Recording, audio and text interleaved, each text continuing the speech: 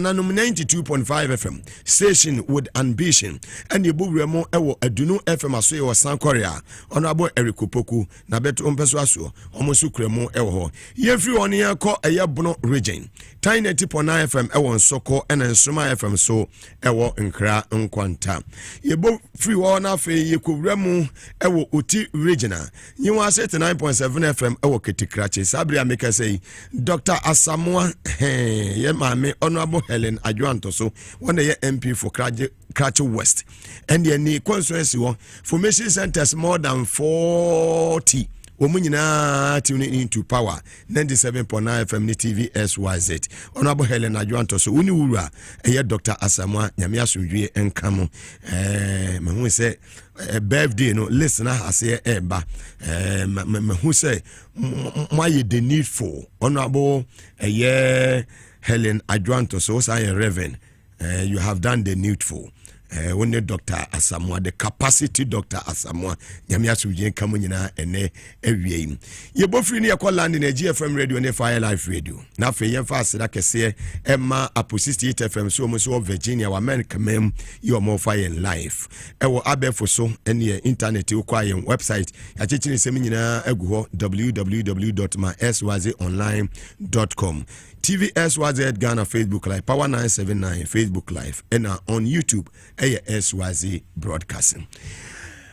Bema ni mwenyamfo atankolega biga Mugabe Maase and the capacity man mena mdin sem nyina yeden ede ebrewo na enya bibia edida na kwemu kama makati say the month of June yi and 5th June capacity month intino month me birthday month Tuesday na Nyankopon de afe ba kon ayeden aka mafe ho me say adoye na hase eflu Honorable John Jinapo and then also ko be kan say wo fia bibinti ontumi emba but amanfo hase show love say Mugabe you be ayemu nipa abra oye de wotiase enrai we capacity birthday me bedru adwuma mu ha ene anopai na chese governor of the father of West Africa Papa ne friend said dollar man Alhaji Kadel Tanku ofri second in the Oti region Papa ne you be a o ya doye papa make us say wa chene ntwe mako be 500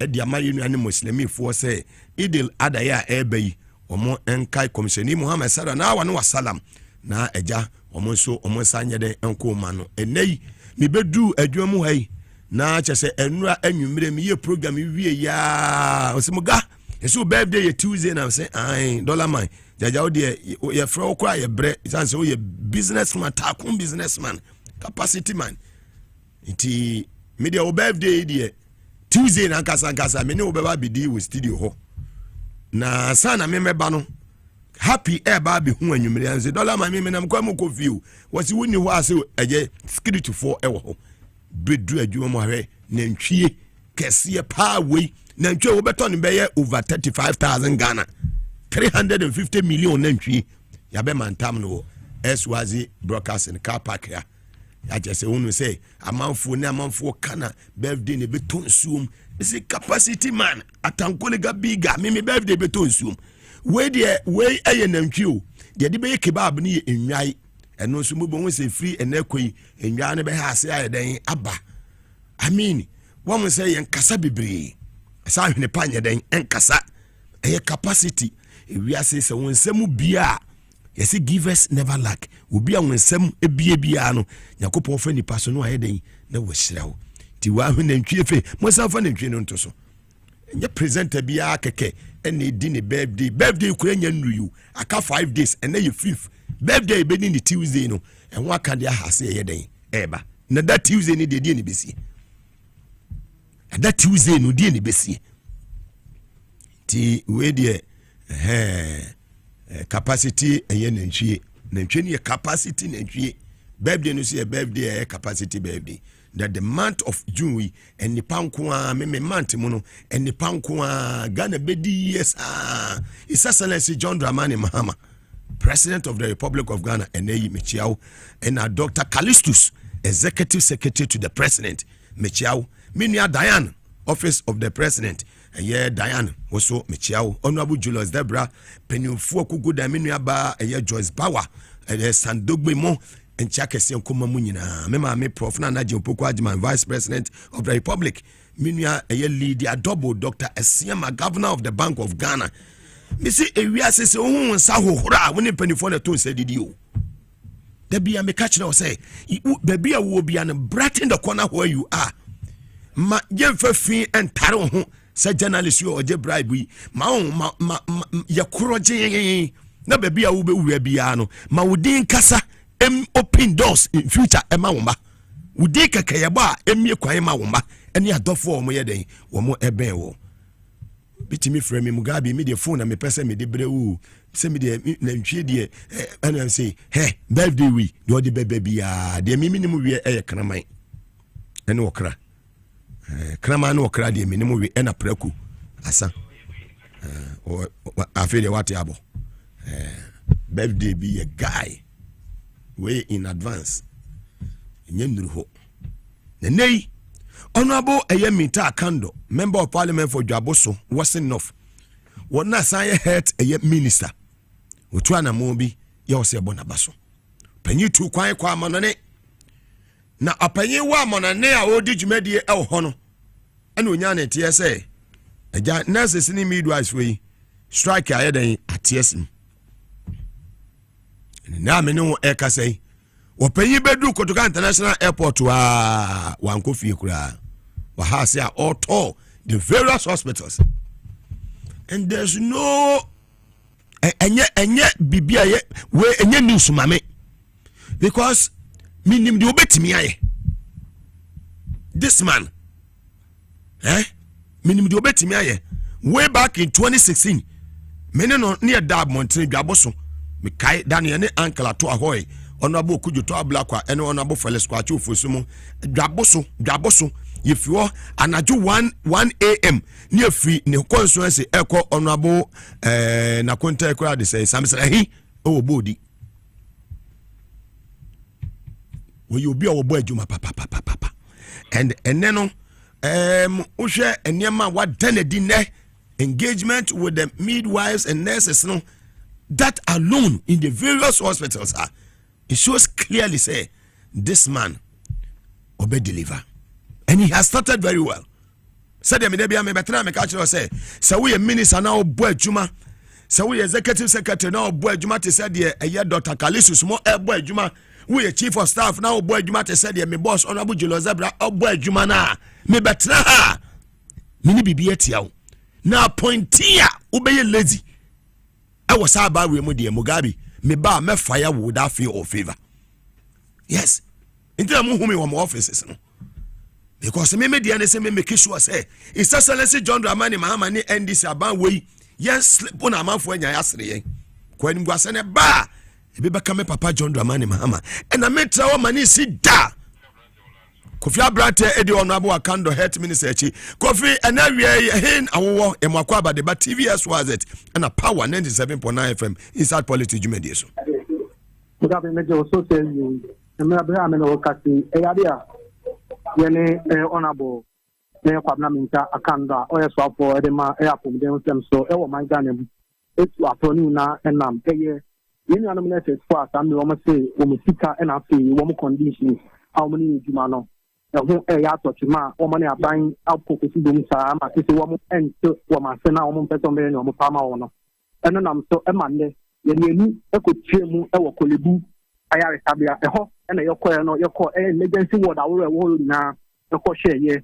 se ya dia e am ate e nurses for wo twemu se ya dia something wo mo no wo mo so dia e na fe wo mo ne ma ebu fom se wo mo nye di ba ko pem se e ye adese dia wo mo ato aban ni no obeye ama wo mo no womo aye eno echi no yade etenso ene ni ekopie mu ewo Lekma hospital eno so wo lejikukuku abaton peswa so mpenda me no kati yade aye ni ababe pie mu ewo Ridge hospital a ho nso botini eye doctors and after pen ko mo ni na eti yade a honorable minister na roko part okopie mu no amamfa o maba ya sabia so mabeja ya sana bebre no eni na efete wa nurses eni wa ombetuni ahye wom na aso ombetuni ahye ne ya ham anania e ha o no metumi aboa wo mo eno na afi oni ti jo chi no se e ya bia e ya setin na se e ya reko na se e ya wo e ha o no se e ya bia titi mra otumi e de pie mo no otumi ene eye nkofu bebre etumi edi nkitabom afi eye wo mo association pen for bebre no otumi wo mo so achichi nkoma abepem sambe no enya bia otumi akwo mo mpopoye na ya bia mpempa na ka se me try to metumi ne e honorable etumi aye akasa sa eyade a mensa engineer kan pimpin a metumi akasa sa me eyade a oni other media houses engage live interview nti amene o kafe nti ne eyade a we Mugabe me shase betumi na akasa na mami baba catch honorable Meta Kando say Mugabe person na twetwe nkomo straight away na fe you move on na Ghana nyina 80 no ene ha any fie nti the only media house ya oba power e obuwu aso na be twetwe nkomo enwe adawroma minister ayekrado anu aben na ye no atwetwe nkomo na ya hwede ye koso e waso ye ho pesa ono twetwe nkomo ipolia Boga Minia honorable Meta Kando na bibia abakwa awie na mene mo pai bodoko obedu ya wafa bag kwa ankosi minu aba fie en wate ho aguma o visit the various hospitals ana motu a wotu ene etesen wadabroma health minister yo mo ge bata me gade meto ka loud and clear Ghana fo nyina etio yo mo ga ten to si and then me to airport na manko office manko fie na many a trim wall after within hospitals akodon nti medemani a trim awo kolebul ma re in the taka ho in a yami many other first hand information near me a contact in the hospital make the nurse ni ba kokra nkwa djuma won sifaso the so I'm at the hospital so Muga you maya ye ni na mo mai no abundia ye ye akopa we ni na aba and he said Muga the back office no with a two agreement na abanda da no as fine na was the implementing you be month near implement Muga me to say aban ana mamu ayen waso you know ya no mo di mo keta ho a edin podie ye ehunkum sibra neta ye say ba akopɛ say o ma declare as yemre ye no mbekasa yemre kra makno egu ho da bia ni wa ye de kan in trip when traffic you tap atam efum sibra ni say strike no and that's the problem you late and by some ready against mafia and labor commission petrol almost at the fray and if finance the following year to share unfortunately a moment in Yamba they should come in iron assembly na among Kwajima na ya kwa omuwe ju mbeti agye no enkohwere yen because if this ankwan na muta ba adwuma mu next time kwa na yin nkunyane san kofo no muda akọ round akra fine but the bottom line is that we are ready open door the omoba ye no omo obibia o ye adwuma ha akomodin asoye ana se hospital bia no o demand bia reasonable and legitimate. I may master dear as a minister responsible for health. Abua Manifano, Minister Akasadium. Now, the Kenny is no, and then ministry back of the Ministry of Health and Quantity, this makes one among. There are other stakeholders also, especially Ministry of Finance. many minia at the person, taking to Savu, our non fire crado. Eh, you know, it was me a friend who must be say, Elra, say what is for Bermu, Labour Commission for Bermu, finance for Bermu. And come by and ra, the car would have probably resolved the matter. Then, say, you would be able to take in trans position. Go take in trans position, I can do the ordinary than can do something. You know, the middle ground to be in a boa, na accommodate above my. Very well. And your engagement with nurses, you know, some are catching or mono. Omajiatum, Moko Kolibu, any other hospitals, no Majiatum say, Omobe said a bear Ayaresa, Omobe Buano, Motume, Ediama, Inianimo, Emma, and Mema or Maimu. Oh, Yamia don't make all any dear. One more, you know, Mushia, again, is just name. Did you say a bar? A cost strike, did you say a bar? Now, co facility work, I don't know, could do it and one. You mean I'm between the problem. You mean I'm between the problem. You are the managing you. Now, and also, what kind of things, man, and so I'm farmer. What I can assure you is that you are swamp. I'm be assure me. What do you can assure Ghanaians? It will be the whole Ghana. When our capacity minister, tell me the amount. Catch a Ghana. Say Ghana for you program is Excellency John Dramani Mama Uti. The office will be a jubilee as will be Ghana for you and fantastic. Exactly. I am committed to it. Anytime the ability of myself, any finance vacancy, Abuano. Now, this is indeed a bit it is in the interest of the country. It is in the interest of the country. Well, Yamia Sujian count Uncle Somo buying Uncle Soma, aye, Adom Nyansa, King Solomon Nyansa Nibi, Nakoso Brown was a saboko. Boko. Ube dunkra no afremi na ye din komo wada. Dunkra sendra me adroma. Tiba Mahama ema me clear marching order. The African Medicine Agency, the whole Africa. In fact, the Africa na ye MP. Na ye see to be the Director General of Africa. The concept never that. If I mark 140 na and apply it.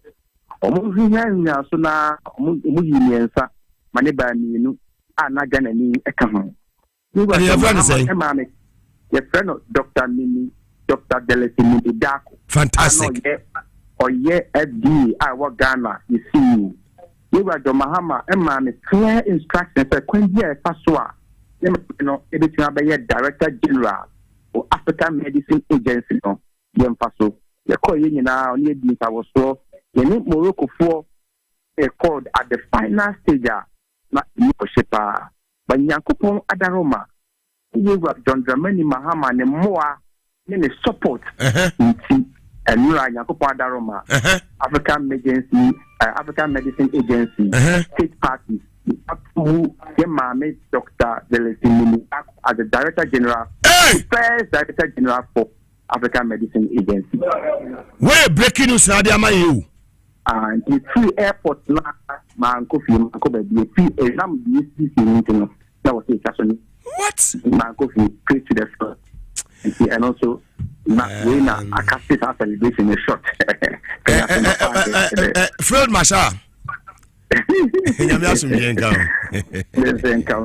here Tuesday, my birthday, to us, we had the needful. Tuesday,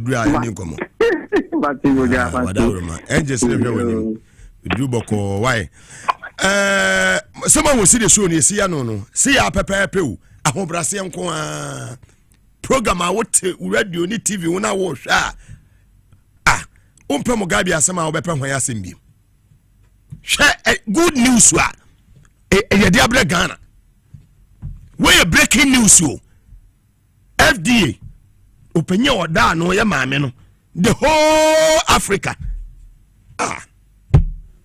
Ghana at the passe pa de Seselesi John Dramani Mahama. Hey, Naba Nyami Adawa. Piamekacho said the man is clean. And this is the man I campaign for. The man I say midimiti ebe wam Ashanti region everywhere me say what's the idea support to mano now obe save this country. Look at the way I reset Ghana. News be about Ghana. Hey, positive. Ya waste 8 years a gukwa. Waste of taxpayers' money. Look at how our minister Biza Waye. And so report on the board say Mugabe person no to come over inside politics. No, why you phone here and come dia akoso anya ofe. If you are so brown wasia, wo hambo ho nyame de wo places. Yes. Nyame opejao. Na obeko so opejap Dr. Mama ne ministers no ene ne mpanifu aben no Dr. Kalisto Sumono Abu Julius Debramo ye maame Joyce ba nyame be pejamo Maria Tabrio mo minua Kofi Boachi COP retired se tekwamo Honorable Atoforsen, Governor of the Bank of Ghana, Dr. Siama, Atoforsen, Finance Minister, Minia, Ekuma, Samijanfi, lawyer. Nyame on pejamo. Dr. Omane Buama, another fantastic brother. Yes. Yamame Honorable Helen Adwanto. So, wasi Mugabe adwuma wo yema Ghana no yetimi tua wo kawo. Hey. So birthday ba wasi celebrate wo.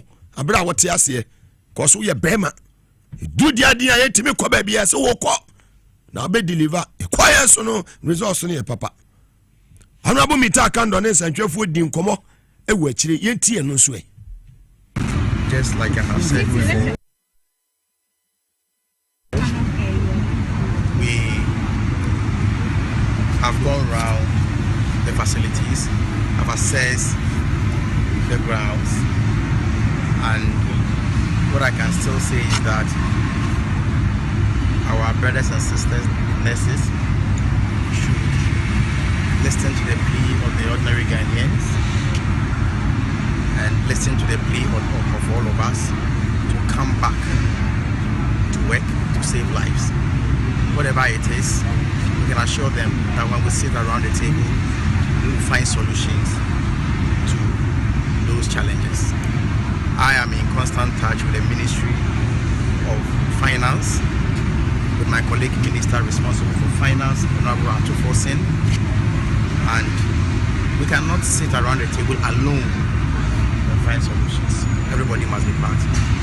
For your information, yesterday all the stakeholders came in.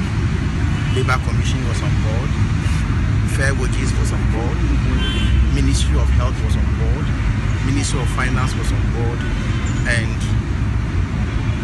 our sisters, our brothers and sisters from the nurses outfit couldn't turn up. Today, we are still looking up to hear from them so that we still sit around the table to find solutions to it.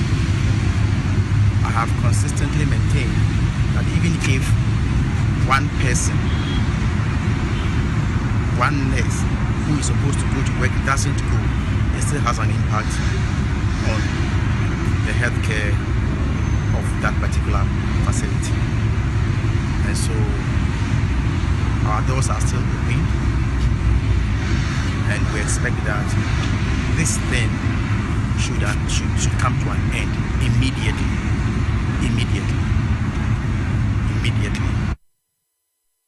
Yeah. It's coming from the angels. If you are top 10 now, number 1.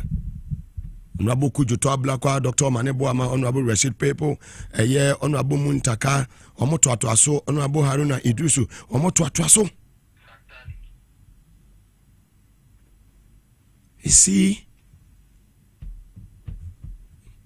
John Jinapo, another fantastic brother. Honorable Kwame Agboja, another fantastic brother.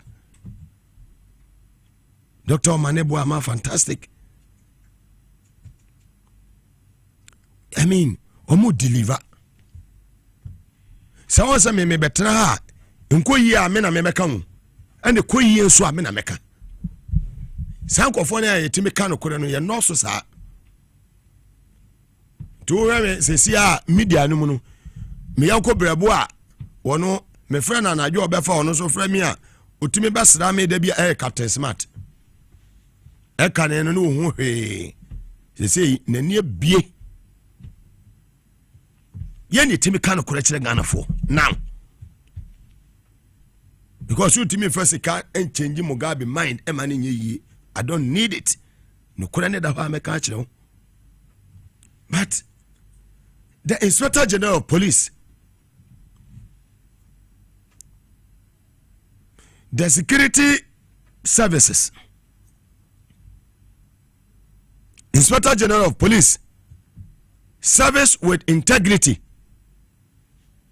Share also me championi bibia. Adie bia papa bia no mekasa. His Excellency John Dramani mo tie pa. And one thing I like about him is say, "Wotie no afa abapa ye den e wo mu no no de aye adwuma." Dia na me champion is say papa we ye mane me IGP. Mo wo de waye. Chinese for no da so Ghana how. Chinese for no ma so de no. Omo da so omo say en forest awodo no. We esu bi nso. Now we operation IGP ni team. Dan pare penso be hu we bi. Tell me catch and someone pam no na man for say Mugabe am say dan pare pe ube hu we bi. IGP papa. Sa Chinese fu we. Hwe eye pa. And it is time. So as I say start here the jail wo mu ha. No more testing in some akuse prisons no. I mean me ma kohoda. No more so kwa experience, wo mo kwa nya experience kakra. Asa na de wo mo be ko mu krom kwa ya den. Ya ja wo mama akọ. Criminals. Can you do this? How can a Ghanaian go to China and do this on their home soil? It will never happen. And look at how our destroy in forest. Upe gold pa we China for omo gold papa. But omo be say here no man rely on their own. Gold no Sami Janfi taking over or assuming office as CEO Edema Gold Board. You won't benefit at this country yenya. And IGP nyame yadan on show. And that my memo Dr. Louisa Hanabisu. Baby, how are you doing? Hannah, Nyamisha wati. Nyamisha opa. Wakukudro. Ya wowo. Ene wodo awowo de ma omai Ghana. Ene wa ya de bia ma me ho ya dan adwire me. Wano na ya I mean, sa wokọ omai Ghana. Ye minerals ni ade nyina. Obo adwuma opa minerals aye development fund. MDF Dr. Louisa Hanabisu onu ne acting chief executive officer elho abra wate ne kama onam na wo hwe ne ma no you say Dr. Louisa Hanabisu wa ye niema bia the action no kwa no chese eye Chinese for na commander ono no awase wo ye the need for no pene emphasize Chinese phone in police station. IGP, are you listening? That commander interdict him with immediate effect. He has interest there. And that's why I like me bo minister so mo boy adwuma my brother Muntaka my bona baso ha because honorable Muntaka say nkofo bi a wo matratra areas bi a che no ye transfer wo mo our mining areas, you know, and this is one. A whole commander.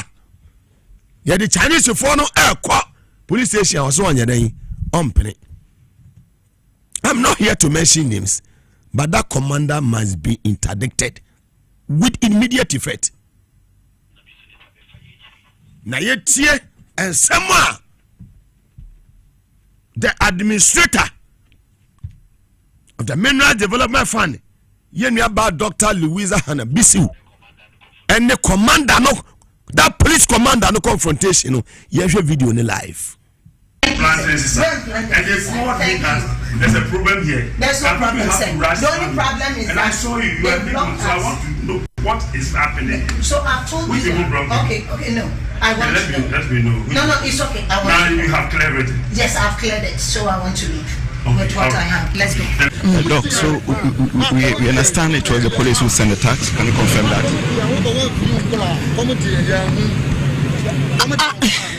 Mombra Mekano. Everything is confusing. And they made them to block us. The police made the tax to block you. That block us so that we release the Chinese here. So I went to tell the commander that the only thing I have to tell him is that I'm carrying those Chinese to the region and we push for them to be moved to national. Thank you. You see, the commander there must be interdicted or transferred from that place with immediate effect. IGP, are you listening? That commander there, that so-called commander, with immediate effect. I also want transfer. Mo investigating no. This commander or your galamsey commander. We are already certain, no. Those are more that MPP mentality in their minds, no. Omo forget it. Or baba siao. Ya wo chase Chinese for. Amunim dear John Dramani Mama Eden call that sector. This is your mama where appointment just like that. Dr. Kalisu Sumoba sign letter. Who is almost signed just like that. You do come baby who say this man Oyobia obey deliver, this woman Oyobia obey deliver. And that's why I make Mugabe. Ubi away Juma Papa Bia de Boas on my way. Ever found to my pay for Bia Yamiasu Jinkano. But moi Yadima to 2 areas here. More personal interest. Here must in Ghana no. Munafiki once. Se Mugabe angels in the light in the tower swa. Ube who say power be a day as to see power be.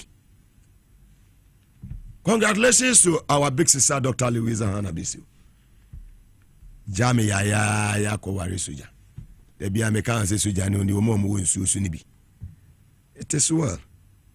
My birthday is Tuesday. Don't forget, you know the date. Oba ma mente wonka.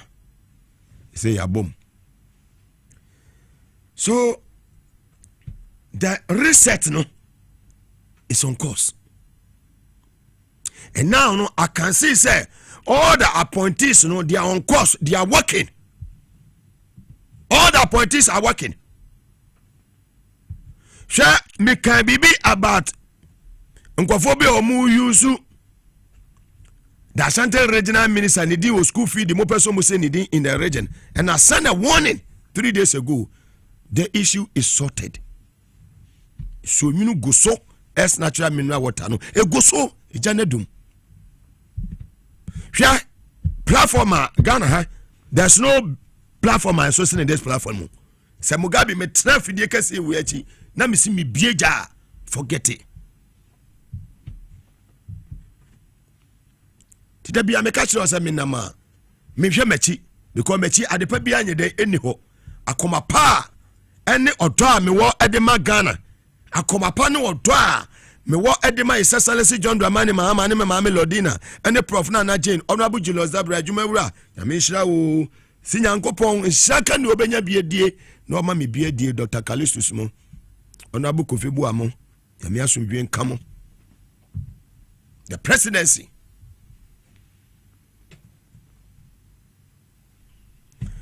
And I, Dr. Bawumia,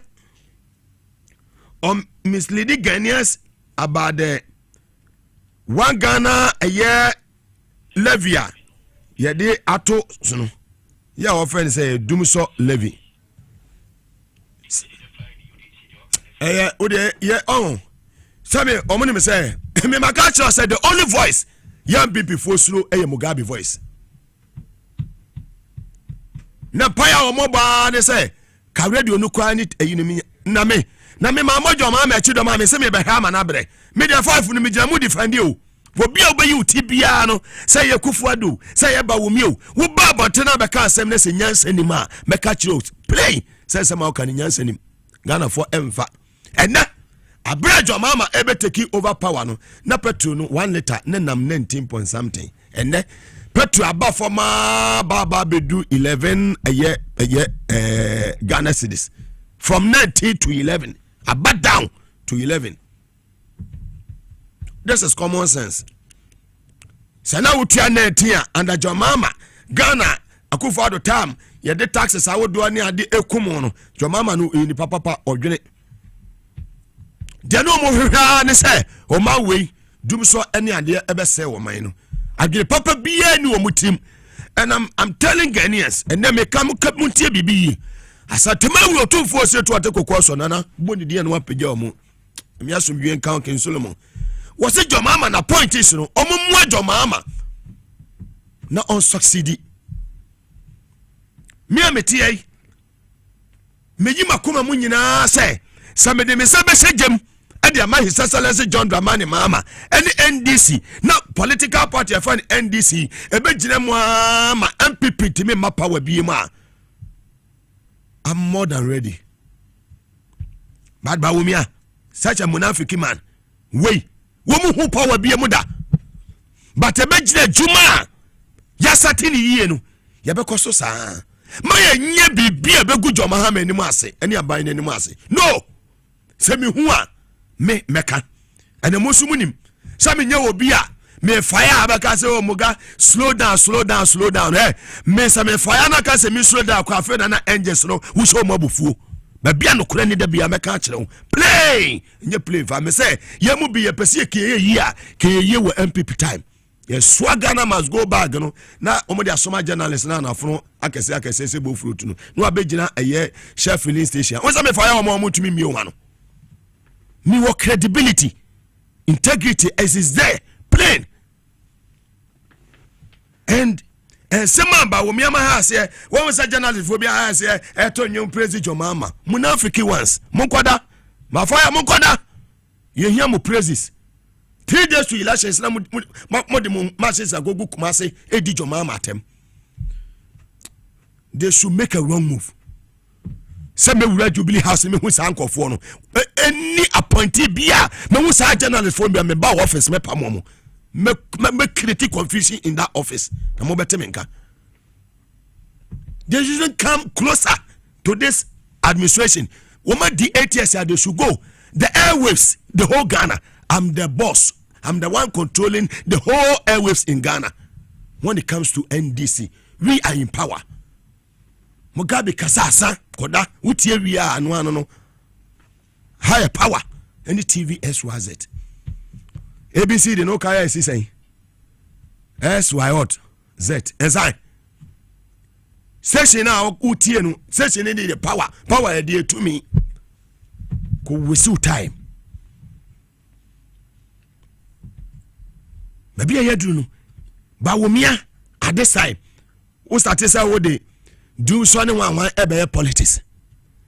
John Mahama dia ono no on kasa just like that o wo fie nyansa wono no oye problem solver baby a obekọ no wo ye game changer wo ye obi oye field marshal o solve problem office adabia complain am a general manager na meti adabia complain adwuma wura adabia complain no adene say a wo say make sure say be fix it. And you say semese ya den to ha obeface our problem no. And now TV as was at the Power FM who tie na wo share Facebook live won say eni so keke ye di nipa enesi positions anu no ma ye adwuma na omo the resource papa e di aba result ye oriented ye tie ba umia wi anu masafa ya ne bi for omo twantro bebre every day obie hu entra obotwa enra na jo sembo nyina mo omo di dum so levy aba dum so levy so first no mo si e levy na ye di aba omo be yi e levy no omo be yi ene omo di dum so levy aba. It is 8 times the e-levy. Omo ansusu anye and then uto 1 liter of petrol 1 cedi na obetua.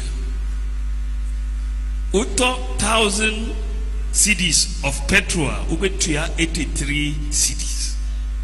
83 cedis as tax. E-levy no usende obi 1,000 momo obetua 10 cedis. Omo ene betua 4,000 obetua 83 cedis for fuel. We nimu nyina more beba. By the time yebe do 2028 no Ghana nyina be hu se omutwa antro bebre mimi gidi se omu be kan kire se yensan ba bio. Say here for. Enwe kura anya ready so mu betio. Enwe and Ponche Crania ready so about me mobile. Or true for you live in every one Magana for what to useless former vice president. We call the president Eddie. Now we are more some waka friend Chawa. I'm one few okwa. Said you could come the time and any a year other regions na Mugabe Mugabe. Kaminyata and collega biga. Kaminya capacity man. Calculations are we in wrong. Why not mathematics? Calculations in wrong, but what you take calculations here. Timemni atre baby away yentino, you are my badge mamas. Yenya calculations were about tax 1 Ghana CDI, your president and a finance minister, they are to your fuel soa, MPP4 Kikama, say Mahama Air Bogana Chrono, Yen say no Cressa or Bogana Chronoa. Mahama Ebana na petrol 1 liter. Na 16 Ghana cedis. And then time na here 15 liters and sana 1 year full tanker. Na we say utria 800 Ghana cedis. 16 liters na times 50 liters. Na utria 800 Ghana cedis. And no buy no send a boarding. And a fuel na drop one about 12 Ghana cedis per liter. And 1 liter be at 12 Ghana cedis. Still na no be fairly the same 50 liters no. And sana o tanker na ba be yema. Ube tria 600 Ghana cedis. Nature say an war driver no. What you say? What benefit 200 Ghana cedi for free? And on was uncle Daddy who say no energy sector yet the car inside here introduce taxi be was fuel no so. Said ye be ya ye bet me be there could treat your car. What you say now you do son in your man ye free. And on somebody also okay says here fuel 1 liter be and made 1 Ghana cedi be count. Now we fill 50 liters and it says here no 1 Ghana cedi times 50. Ebeba be ma 50 Ghana cedis. The 50 Ghana cedis no fa koka 600 na we say utria no. Ebeba be 650. What you say? And the 650 no Koti free 800 ni ubenya saying 150. Nature say sa 200 we na nanka driver ni ne de be ko free no. Mahama sa jimu 50 cedi back. And says here driver ni bia benya benefit of 150 Ghana cedis. We any e-levy a wanye juma wanye hwe no. Na de he na na ye kro no. We on one e de achew. Ena wasa jimu 50 Ghana cedi. Enti still na Mahama tip petrol so 150 Ghana cedis. Or more will be akro no MPP for munsua. That's once. MPP for. She amu hu power beam. Say ansana jomama ebe teki a year over power on the 7th day of January 2025. Na gallon of petrol a 75 Ghana cedis. And then 1 gallon a 50 Ghana cedis. 4 liters 50 Ghana cedis. Inti 50 Ghana cedis nutiu and a jomama no was say liter bia no man 1 Ghana. Inti mini okaza se siano na utua a 75 Ghana cedis in 2024 and a jomama utua 54 Ghana including the levy. Ye beboa ma mo ekano useless ones ekana mo muja to ho no ye de akotua tuasa ekano. we no oyobi o solve problem on create problem e kana kronfo mu ja to ho no jomama ebe ye adwuma de atua saa e ka no enu jomama His Excellency President of the Republic me ma fra na aba bumfa ya somla na nzem same mambenya mporo so wo papa na kasa nisema okanyina ne se mumwa na wanga na yetua mfa support no na ontumi mmoa said the beya yebetua kana heden afri ho ne enkania no said the MPP fo mambofo we UP asefo mambofo ekufo ado mambofo nkofo yi pese Ghana nwura dum sum no ni nyina betime heden afri ho ede amaye His Excellency John Dramani Mahama. Sector liabilities as the greatest existential threat to fiscal consolidation and macroeconomic stability. Our energy sector carries a debt burden of over 3.1 billion US dollars, with an estimated 1.8 billion US dollars more required to finance fuel procurements for uninterrupted thermal power generation in the coming months. If left unaddressed, this situation significantly threatens national productivity and industrial growth. While we have devised a strategy to liquidate this debt and staunch the bleeding in the power sector, we must take advantage of recent gains created by appreciation in the value of our currency to accelerate the solution to our energy sector challenges.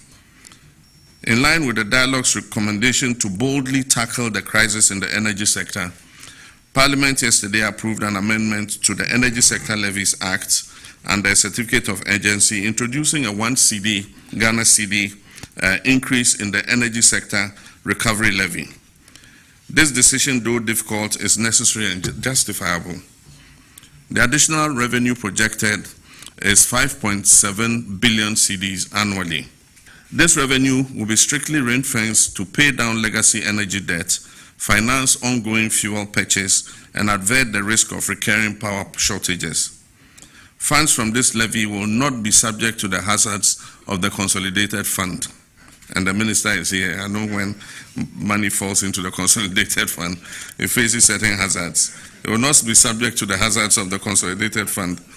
The fund will be regularly audited and audit reports made public to ensure its transparent use. While initially much of this revenue will go into the purchase of fuel to ensure stable supply of electricity, with the ongoing developments in the upstream sector, we expect to receive more gas from our E&I Sankofa and Jubilee and 10 fields. With also the assurance of additional gas through the West African gas pipeline, we expect to substantially reduce the use of liquid fuels in our energy mix. At that stage, the resources generated by this increased levy will be channeled to pay down accumulated legacy debts in the power sector. With the recent gains in macro stability and strengthening of the Ghanaian cedi, this levy is not expected to result in any immediate fuel price increases at the pump. We are fully aware of the burden this will place on households and businesses, but I want to assure Ghanaians that this decision was not taken lightly. President Ofi Nyansa na kasa no waso no onye de wonti o ba o me kasa monkeys omo de ba wi aburo obi any time obeti mu a useless statement no one nobody have time for those ones again eyi mo senchen monkoda 8 years mu power 20 years mu power Ghana fu ani abio John konesa yepanesa yebetua abro oda ne baby ono fasa levi hu ye ne etofu ani yebetua any problem Ghana for so mo betua nti ba wo me ha won say ja useless things no and na Thursday a holiday the china member intenem de ni nyina ehiem and na Thursday die unu say Drew Thursday say ya yenua Dr.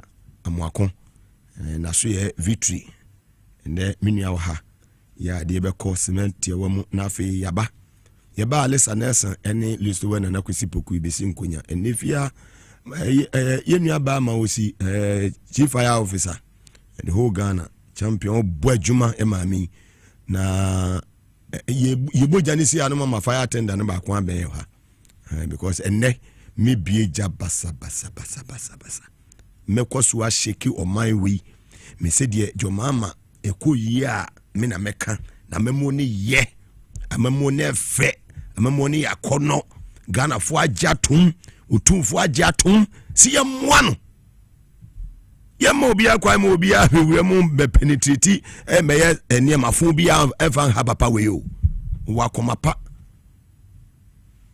what you say me asori an pana panyina fa phone no afra wo ni bisa se ho te say I mean that alone secretary to me for phone no bisa say Mugabe te unka che bibia bako madam ne kwala that is I mean obi omu woni pa ho adwene governor of the Bank of Ghana no afa phone no afra honorable ayo manebo amano afra honorable kujo to black no afra bibia bako is everything okay honorable Felix Kwache we mu ne person mu nya adwuma no Sami Jamfi name them honorable Kwame Agboja honorable Helen Adjuan Tosomo I mean ye were competent people omo eye adwuma wo se bo ma baso yes ahomaso obi a we ahomaso akakaben you can't serve under this administration the John Mahama I know the John Mahama I know the president I know you can't make that mistake because omo be enini nyina obi a wa hobrase and they are working me betrana me catch you said they are not working and chese mitini mo sum Minu Abraham, salam alaikum. Diana also mechia ho. Nkoso mo adwuma mo aya papa ne saa. Minu Franka lomo. Posifo ne panifo bambo. Fo mo ben Excellency John Dramani mama. Eni eye chief of staff mo Colonel Isa mo adwuma. Lieutenant Colonel eye Isa mo adwuma. Nyanya me come ho angels no so come ho. John Mahama will succeed. Media space they have taken over. I'm the commander. Wo ba wo sa me ba bi kwa mo mame me nua me mo akwaba senior Mugabe Jose apo moya obada nyansa wo akwada doc what is saying doc yeah fantastic there na the free victory aso ye man and ye won komo bebre be se ye ni ahwefo nyina endi enkomo ye bedi ni nyina no e apomodin enkomo ni nyina fa victory garlic mixture edo won waso a doctor Mwako akofade abadwama nso a eboa enipa wodo edi ho adanse enipa ebogie enso makacho sese ka wono ma wono victory garlic mixture ka yeni problem nanso sada mpanyifo kase de bia kotafofro eba ensum edru ya wada say ya na oni so betie ensempa apomuden mu ansem a ebebo madane den na obetimi editu wanamo asi ye fo na apomuden kwanso de bia mekacho sese ye ka apomuden anase hu se ye di apomuden enkomo a manyi wa fidie no emfie na mom no ye wunua bi adoye se be friend se ono nso fa na fidie no to TV XYZ san se victory garlic mixture edro na se obi wo na se wo na oni pedua mu atwetwe a ono mu ebekọ no ene ho asem ne ye bebeka ene awie anwumre ona se ni bia wotie me bia nche nenso se ebi be ka victory garlic mixture obi wo no mu ya ka garlic mixture na bu afu esane se watoto victory garlic mixture na se watoto nu bia amoa no onto victory garlic mixture obi wo no mu watoto garlic mixtures ni bia ma na amoa no ene nti se wotese ya ka victory garlic mixture pe na ne koko apai was mu de bia de mu ka ni na so mi hu hwe odofo a wo hwe me no to nchete ko pe victory garlic mixture wonti ni mu na etwetwe wono wo ya driver ni wo tenase bebre wo ya obi a wo ya gya ho adwuma wato garlic mixture wo do amwa mese koto victory garlic mixture edro na ani victory garlic mixture se na etwa na etie ye kan ebese me kama obi ati ase se watch kra na meka clock a eboda ho ase kra no ema ebra eye correct 2 times in 24 hours e kire say se wote se ye be cancel pass ya na watch afidie no dia ben and the victory garlic mixture eye draw won so a doctor Mwako fa ko jama so na tie mi ye pa victory garlic mixture ne ye draw ba ko a ye hunu se oha ba ko a etse Ghana fo ni nipa wodo bebre so ni nyina ne se moja entimi ni afusa ne ye woni padua ni mu aye oha kase pa odofo wutie me we ye draw ya mfa nkeja ye the garlic ye the ewo me kire honey any normal wodo bi a ni nyina naturally made in Ghana victory garlic mixture chemical bi anim ene ti wonu victory garlic mixture nyanwotoso se yade bia eni akiri eye dura eboa so ne padua no asene se wonni apomodini mapa ye kwa wontimi nkobi makacho da bia se yare ereda krope na eba na mmom se ekwa eche ansa na akọ yare yade ba akobia eba nipa so ereda krope na eba na mmom se obese wokwa efabre ansara. Prevention is better, safer, and then less expensive than cure. And in the man train yari ansa wakope victory garlic mixture. Odofo wutie mi bia shenin so say enkane no na ade ba kwa na no mu ya na ebo mapomodine ho ban ne say wo munum enuru a ehohuru nipadua ni mu esane nana yedi ko nipadua mu de bia da yedi enuane awodro de bia mu enuane asroto na yedie na yanum nsu asroto me che different ye home emframa ekọ nipadua ni mu odasani bia wudidi na wonum na woso kọ baabia no hunu se ebra wo kọ wanim na wo da so na nipadua no na kwa bi no na ho ode no eba fom eniji na wunyini kọ wanim no na nipadua na ho ode no eba fom uyo obi a wudina se wonum nko ade a kọpe victory garlic mixture edura ehohuru nipadua no mu chemical bia kọ nipadua no mu enna me no ka se esa na nipadodo a ya benti no enkofo de chemicals awodo na eye yenuane atosode awodo mo de chemical na egusuo enua na yedie ko ni badwam no eka wo bi na yarewa adoso enu nti na doctor amuako say obi bia nkope victory garlic mixture eduro yakofa ba adwama nso a ehuhu ni badwam uyo obi a wudi na se wono mo nkwa de kope eduro we bi fasifie bo made ne se bosumi bia da ansa na bosumi bekwa awiye no obanu victory garlic mixture na ohu ni badwam chemical biara afa aduane mu afa nsuo mu afa emfama makọ nipadua mu adan kwa mabi ebe akọfa yarewa abe nipadua no onu victory garlic mixture sa chemical no na ho adi nyina awu odasani bia nkọpe victory garlic mixture enhu nipadua mu ebe detoxify nipadua na mama chemical biara wadi akọ nipadua mu sa afa aduane mu afa nsuo makọ nipadua mu ebe ohu nipadua mu se na tetete ye no tete no obekọ na eduro sifie na obi asabia no se de be yanyarewa ebekọ achichiri enu ni bi ni victory garlic mixture ebebo detoxify ni padua na chemical biara antimi nje ni padua no obu wa yade bia bekọ wa na bekra no de bia ose ne ho mfa no obu wa onom so a ose me yare so me hu de ekọ de bia ne padua na hojo de bia na hu ase adwodwo de bia na ase wunti mu twetwom de bia na ase wonko ase wo yare kope victory garlic mixture onu victory garlic mixture ebebua awohu nipadua no mu ma chemical bia besene akọ we enye eduru a yebeka se obi oyare nkwa na betimi anom se yare wa emma ya mentwen yare ansa no victory garlic mixture ebewohu nipadua no mu esanse wudi na onum nko ade onu victory garlic mixture ebewohu ma nipadua no enya pomodene mapa odofo a wo hwe me wa hu nipadua no mu awie no obi wo hono ma me ne kase onantia na ne nase atata empabwa hye wo nase na ewro a wonti oda be so na wonsa ene wona aye otititi ohwo anu wase ne nan no be minute edu ene edu siam mu konom na adwe no na afere ne rafi no ho se ade wei ebae wa onase etatai wo na wonsa aye otititi ni nyina yare bi enka ebo na ede ma wo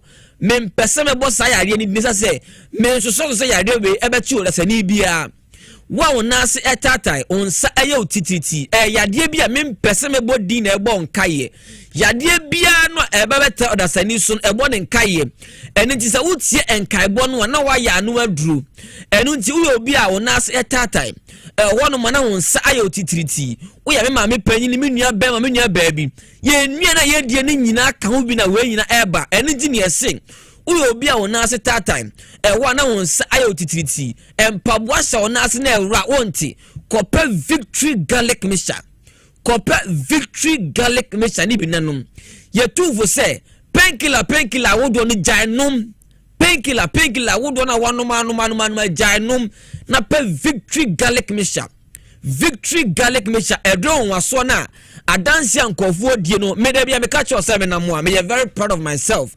doctor muako ne djuma wo bo no adansi no edoso enipa ebo na baso wo mo edi adansi no victory garlic mixture da bia ye enya dansi die yen ya catch yourself 24/7 o fe your number 0242 545633 Open Victory Garlic Mixture nibi ato akwakonom.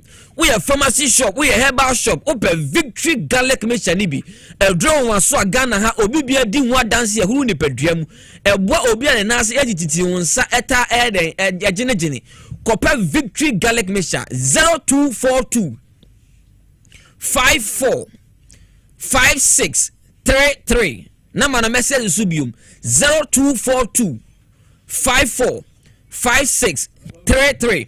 First number ni se CIA doctor ebeje oso. Yesi yende bia yebo edro dero ni ye education ye be se odase ni bia nya pomodere mapa. Esanse o man bia be ko nanim agina pomodere so. Se wonni apomodere ye kwa wonkom omabi. Uyo obi a wafu ayekese bebre. Pese de wafu no ne kese na koduru no. Obu ono ma cholesterol ene hanom. Obu ono ma excess fat dodo akoni pedwanum eka ubi na wafu ayekese bebre no. Obi zu ono ma anadwo didie eka ho bi ena ama wafu ayekese no. Odofo tie me ye frade bi enuane nuo de bia obetini ye ka enuane nuo enuro a obo adede ahye enuane mu a draw bo ade de ahye enuane mu eni na ye Victory Garlic Mixture for de bia ka cho say utie edro ni kai bo no na usan so asua de yesi we obi a wafu ayekese bebre se na ma na didie o se na mo se fat o se cholesterol wo de kope Victory Garlic Mixture se onye obi a wo osanko ade anopa unom no on an empty stomach ebra undidi ye na wanum Victory Garlic Mixture ewia udidi wia num Victory Garlic Mixture enumre udidi wie so anum Victory Garlic Mixture wafuna ayekese bebre ni nyina no ebeba normal amount uyo bia uyo ba white how uyo bema infection bia wanya ona uyo ba tie me infection bia wanya obi wo ono ma osime wo na se inzifute bi fimi ni padua mu eba obi wo ono mo se inzifute bi me yoba meyi sebe mamo ase na mehu se alefita bi wom mesra doctor do no de ama no menyan no na mmom no kope Victory Garlic Mixture faka se aduro no infection bia wanya no me se onu Victory Garlic Mixture ka wa aduro no hu a me ne wo eto nche wo TVXYZ te se ubeham ba bia adamase infection bia ha no kope Victory Garlic Mixture faka aduro a wonom no ho obi wo ono ma wo hemesesi a osemi wo diabetes osemi wo pressure doctor a diagnose me say me wo diabetes odofo BP bebrebe adoso ene obi nya di 40 e kope yesi wo nya BP ene nkoda nyina nya BP mesrew BP de kofa BP ba the high intake of sodium tie me chawa de say Victory Garlic Mixture for yen yebetumi de yense du ene ye moyo nyina se sien ye bo se unu Victory Garlic Mixture na wo diabetes a ubenya anu aduru se uyo obi a wo pressure na se unu Victory Garlic Mixture anu aduru na wonsaka no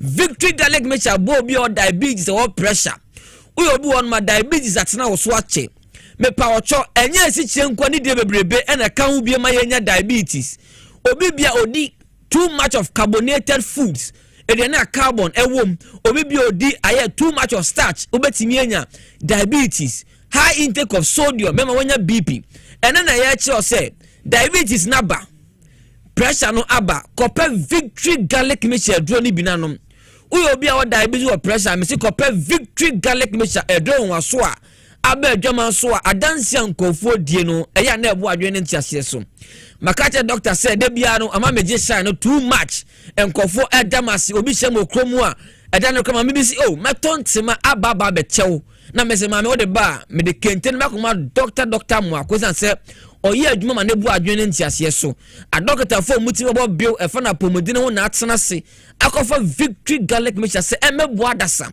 uyo obi ba koma bo pepe uyo me kakra bia na wabre obu ho ma bibiki mu bi na oya na wabre enka ne na otimi ya adwuma che na wa hu ode no sade etia na etie na so na me no kasai bibi kuma bi na wabre wakoma no emoja ni ntimi mpompi ye nkon obetimi de sabro obu ho ma na ni ntimu atwetwe no da bia wase mi ntimu twetwe me wa na aseme na ase atwetwe me wa aseme sisi achi atwetwe me na wanu penkela sa penkela na unu bebreba na wi achi ni ya yade a me mpese mebodin eni ti na me say kope Victory Garlic Mixture edro ye entini moja mu adwuma edro na eye enti mu adwuma ebema hu ntini mu ada ho ma moja timi ye diafusan ye woni padwanum moja betimi apompi ye de akwa akoma no ho a wakoma na ebo periperi wo ma na se oyema shom obu ho na ma bibia nya na ne yem awa na ahye no prekope me nyina no me se pe victory garlic mixture aduro ni bi unya se aduro we bi na se wonom a obanom troba kwa we obahunu se ye waduro na ye waduro ene gi ne ye ka che o se ye no ye wanhotoso eno nti upe bi ato a obefre 0242 54 5633 and I said 020 129 3280 victory garlic mixture ye dro ni peduane ntimu adwuma Kings Walk Herba obenya bi na ho na wonso wato Misty Herba obenya bi Tinada Herba Center shop bia obenya bi wo PFA pharmacy obenya bi Colenac enso obenya bi wo na wonso wato Ghana hano baby bia ni ho ayeto waduru a okona okasa opa victory garlic mixture do na wonya bi na wonso wonto eni nti odase ni bia mpa bi nsifie na fa so wapomodin no so asene aha ne du be si nya ka che o se ye wanwoto so se utobia wonso obedi adanse na ya wada ye de wasi ne nyina ya victory garlic mixture edro wonwaso no ene ne hudi hu nkomo no ademada se nebe se share live on TVS was it no so on power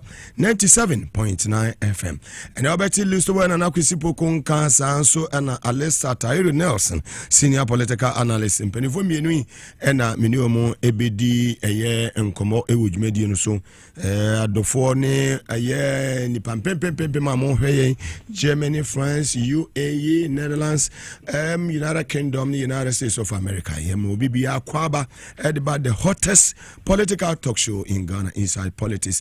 Atenka etene video ho sanso na daddy washing be o name mame eye obaya onso omoto omo video ho ewo media ye chacha munyina na bis eta ho de na Charles eye magic toilet onso ewa jinkotoku udu eye ajinkotoku onion market wa bia TV ene radio haya no bia ehwe nyame enhia munyina national chief imam ni fie eye Dr. Sheikh Shaributu munso na so haya ena obia eden te ho a ohwe eye dwumadi subrisofo fa ye wagye aso ye wobia tomone ne ho kan Julie honorable Inus assemblyman edima eye subriso obo adwuma yi papa sanso ena naba eye Seidu Isaka ene brother Abu Mao munyina myese munyina mo hoye nana Azek yesu be so hene nyame enhira oyi papa very well baby ayedru no yebekọ na afi yakwa akwaji apomudin mu komotwetwe akwansan de aba from ye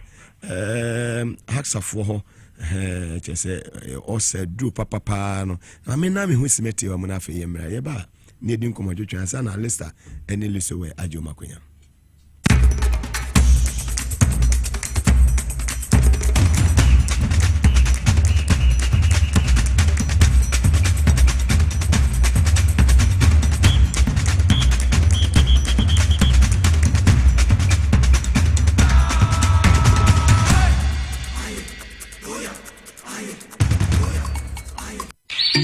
Now let me tell you about Safari Valley Eco Resort, the first of its kind in West Africa. Upon your arrival, you are introduced to your butler, who plans your itinerary. We were surrounded by wildlife from the moment we entered the eco park. So many activities, all in the same premises. Visit the gym or the stables, they have it all. At my break, I'm able to practice my putting. We also went fishing on a man-made canal. Our tour guides taught us so much about the wildlife and how to interact with them. They used only electric vehicles here. This creates a serene environment. I'm told it's over 1,000 acres. My cabin here sits on 2 acres with a large terrace space overlooking my private swimming pool. Now this is royalty. They have their own farms, thousands of fruit trees.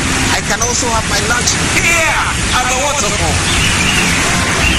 Quite a beautiful place you have here. Visit Safari Valley Eco Resort in Ghana, bringing you closer to nature.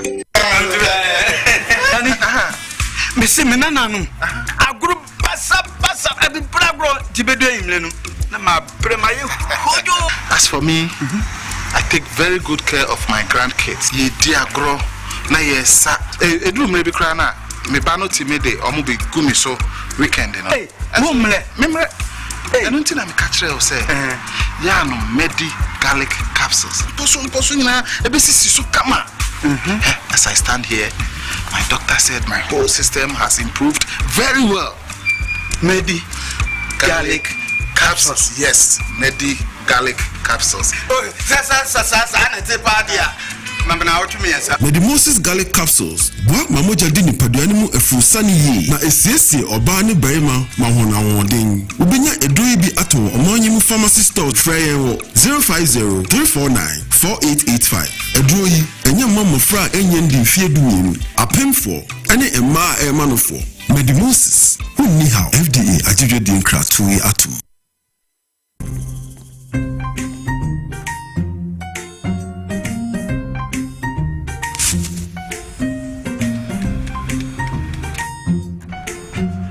Mido, gana biana.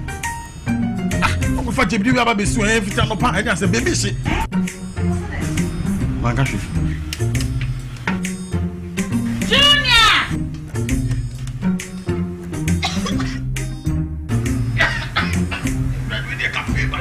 I'm saying so now for maybe the no. Sister goes pa. It's only gas. I'm using the why.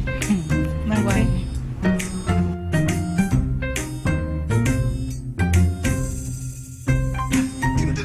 Down Yankanawa. Ah, sister course. Use gas. Gas ye fast, ye easy, ye convenient. And wow. Let me see your head. The serene environment fits into the goal of the school, which is simply to provide excellent educational foundation for your ward's development before they commence primary education. At first glance, clearly you will see why the school is called Hebron Hills International School, as the building stands tall overlooking town. With a Montessori style, we have experienced and dedicated staff and trained teachers. Our small sizes classrooms are meant to enhance teacher-focused approach where children get one-on-one attention from the teacher. Hello there. We are open at 7:30 a.m. and school closes at 2:30 p.m. After school care is from 4 p.m. to 6 p.m. while early drop-off can be arranged at 6 a.m. Hebron Hills International School is located at Midye off the Nsawam Road. Locate us with GP postcode GW0688 GA West and GPS code 06884870. You can contact the school and make further inquiries on 050-876-2375 or call the office directly on 0302-918768. Email us at hebronhills.school@gmail.com. Hebron Hills International School. Excel and shine.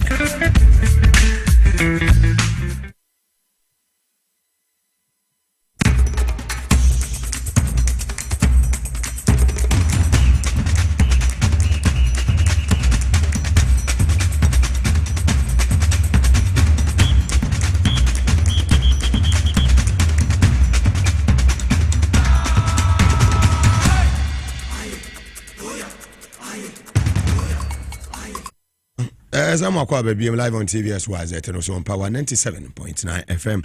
And you were a year hack, a year healthcare.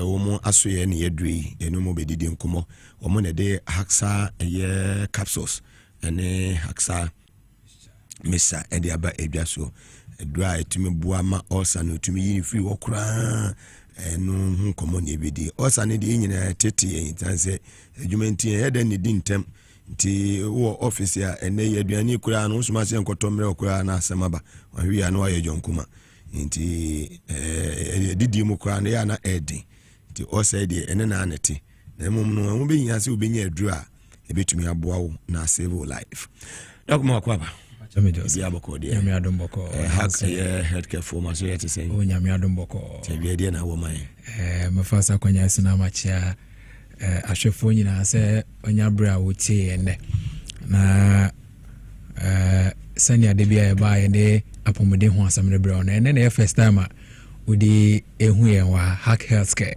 na aniji se mewo mini se ye power 70 na yaba se pese yenso so sani apomode no ubenya ni na atumi aboa mo atumi gina ona so eno nti na yadwene ho se e wo se bre ne bra no bia no etwipen o na fe oji adura ebetumi aboa ntitiru se wapomuden entumi nyina ne naso ye no ebetumi amana gina ne naso ye na aniji se mewo mpa na ye se wonna o osa na ya ba ma o sisi ya me no kasai wonna o osa enti obi wo na se osa e kwankoro da no so edi be 10 years ebi obi dia fe na ahya se be 1 month 2 months 3 months doctor diagnose wa wo de mpa chaw nyamre na hwe nsisi na bra unya abotre ehwe no na utitumri kan so akwachina pe haxa capsules haxa mesha na wanoma ebetumi ama ho atowo na yebanso a enya bre ekyerechuruma kwan ya fa so obi fa so enya osa na ewie nso ya mo nya munti asese aduro ba kope na betumi ajewa na haxa capsules haxa mesha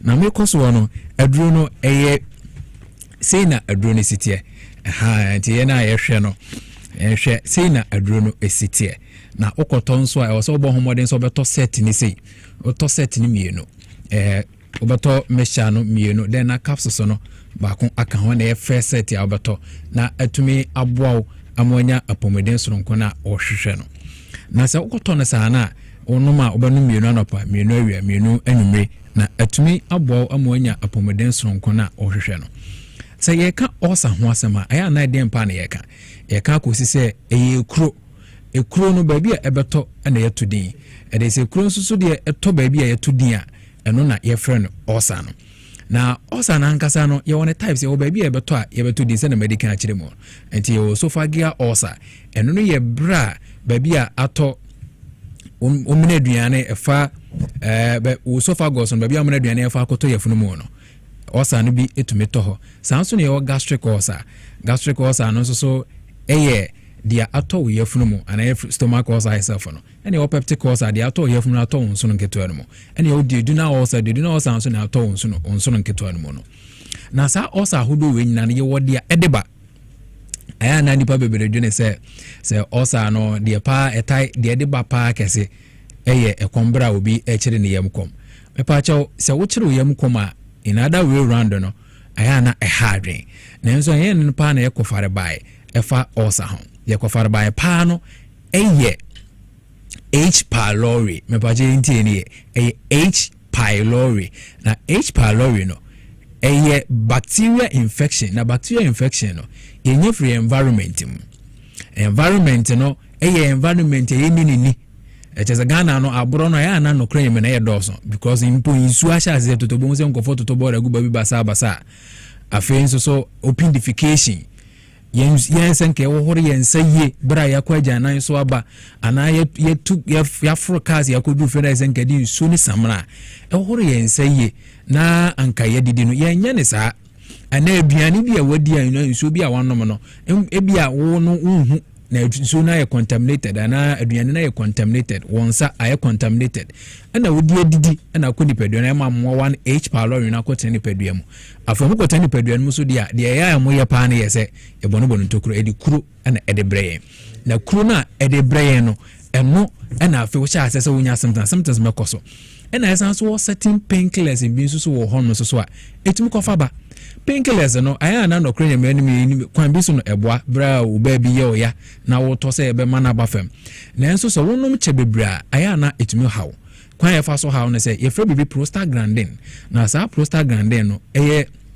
dia eboa release mucus no sani ameka na atiefo beta twi mu no eye amaman na sa mucus na sa amaman no ebo ye funu ho ban kwan fa so bo ye funu ho ban na se wo acid eye maduane e wo ye funu mu no bra wodi di awie aduane se nnuane nuru na ebe ko baabi ano eye wo acid na eyam no eyam wi ansa na nnuane nuru na ko baabi a na se acid ni be ye bebre e wo ye funu mu a me pa chaw enye na kwan fa so be bebre ni ye se umukoso na hoden so ata mama na hoden so te na mama na ho so se na de saba nti bra wonum sa painkillers no afa ma prostaglandin na nke o se etumi mamukoso no be bebre o yefunu mu no entumi nti abasa na wo acid na be bebre o stomach lining mu acid na so basa be bebre o stomach lining mu me pa che odi kuro na eba eno na ye hunu wo TV no so na ehwe na ehwe o TV no so ye hu se ne esitie nti kuro no ebeto yefunu musa na afei washa asese unya symptoms ahodo nti yefunu ankasa me no kasa obu ho ma na yefunu mu ahye ayekapu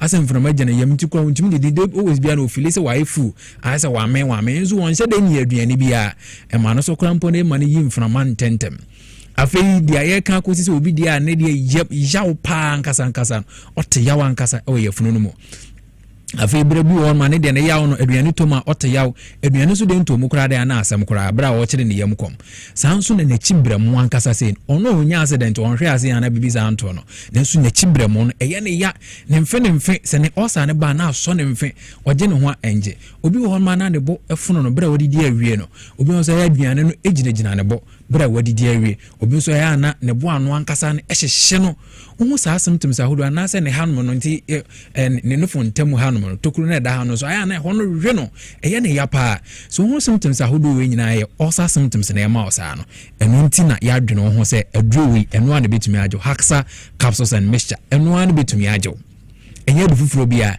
na ya duro no so ani gise mo ne se ensa yare ahodo mpempempempem bacho osa nko na esa yare we osa nko a na esa enti se ni hiane se ubututumrika kwajibi na atumi aboa mo nya pomeden sonko na ahwe no osa nko a mpacho ensa yare fufuro bia nko so anom na se bia esa yare fufuro bia ma ode a enwe bonus ni mum osa nko a na esa na enyina enim se aduru ba akopɛ osa nko a na esa utumi se ni efficacy level no kyesa ahoden na wonom eba ma wonya apomeden sonko no ewo soro ye enu nti na mekan for adredi ama na ye ka say numbers na ya de ehu hia mete di numbers na phrases ye baby bia wo bia no Ghana ha baby a wo bia ye delivery e de ko on ma je adredi no ma ebetumi ama wo soso ho atɔwe numbers na 0240 0240 238310 0240 238310 anase 0203 822 855 0203 822 855 numbers no two phrases here ya baby a wo bia na de bebrebro ama so nya bia no ye delivery ko baby bia ama no nyina ye delivery ko ne wo kuma asefo be ko dani heba dru ho benya bi anom mensa takrade before ebeko hon ma benya wona wo kofo dia beko Gapson pharmacy anase Delight pharmacy ko hon ma obenya adrebi ato hon ma ebeboa wie sanso na abetsam ko hon ma benya bi ato hon sanso na Kingswalk Heba Accra haya na Repash Heba Medina for ebeko Randy pharmacy adrebi wo hon ma obenya bi ato ana Tamafon so ebe call Little George ono wo committee 5 and committee 2 hon side no hona hon na owa okọ hon ma obenya adrebi ato hon na oton so a ni ha so be free numbers no aduane ese wodi de ese wodi bia no ye be kire wo ho de ese wodi ene de because osa no se ba ye uniane ahodo bi mo hon ma mpa chance se wodi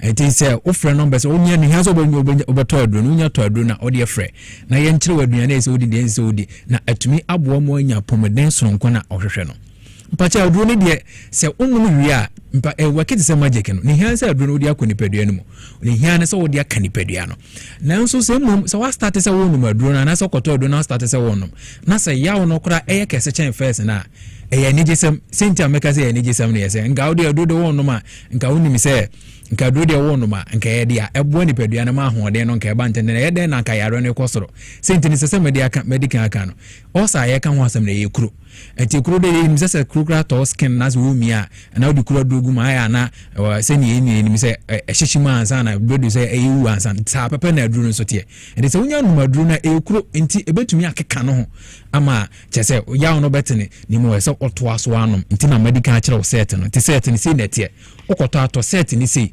toboto no mienu na to capsules no baako bacha se yate ase toboto no to capsules no baako na ye nkire ose nya obisi anom no na nanom no so se na abenom no obanum mienu na pa capsules no with the normal water wankasa insuo pure water ya na wo de benom ento mienu anapa mienu awia mienu anwumre sanso na ye cap nso so a ehye we no so a wo de benom enso so mienu anapa mienu awia mienu anwumre wo de awia o twen at least 10 minutes time no na wanom ebe ma wo ho atumi atowiye na otumi nya ahoɔden adi aduane ese wudi and because nuane de normally ye betuetu ane ba bia ese wudi ne mo ho to wedi a obetumi asa asese wo san edi aduane no ntimi pa chawo tutumrika ezi ana kwahwe wo haxa capsules haxa mesha na nom na ntimi ma ho nton numbers ni bio je numbers no na ene de ya de ehu hia me ye na frɛ na enye delivery bia na wachina your region ba bia na ye nkyero ba bia bi wo na kwaje bi no ma ema ho nton numbers ni 0240 0240 238310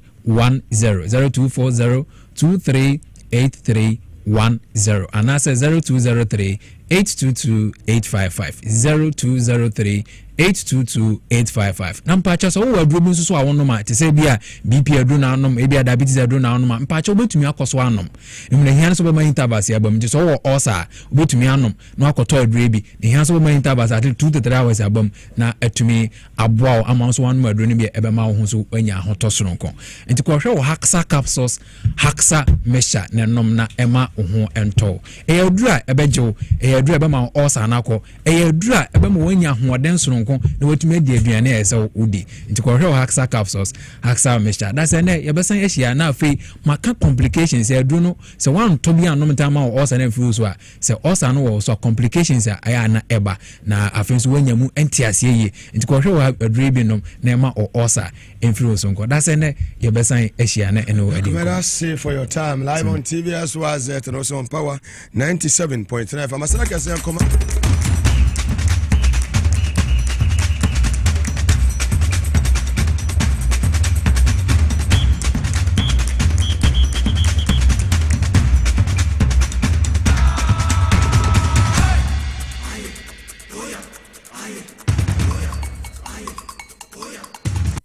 NDC for Omuchan Trobebre every day Obie Entra Omucha and Nana Jo Sambang in Amo Omudi Dumso Levy Aba Dumso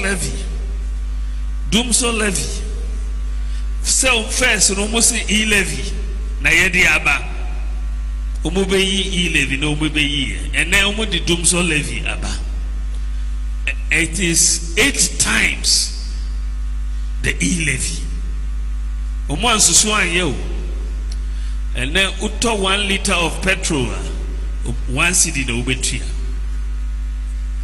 Uto 1,000 cedis of petrol ubetua 83 cedis.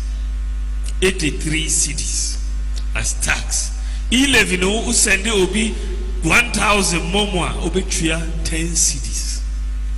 Omu and then betua 4,000 betua 83 cedis for fuel. We nimina more beba. By the time yebe do 2028 no Ghana nyina be hu se umutwa ntro bebre mimi gidi se umube kan kire se yensa amba bio embafa abai no ensi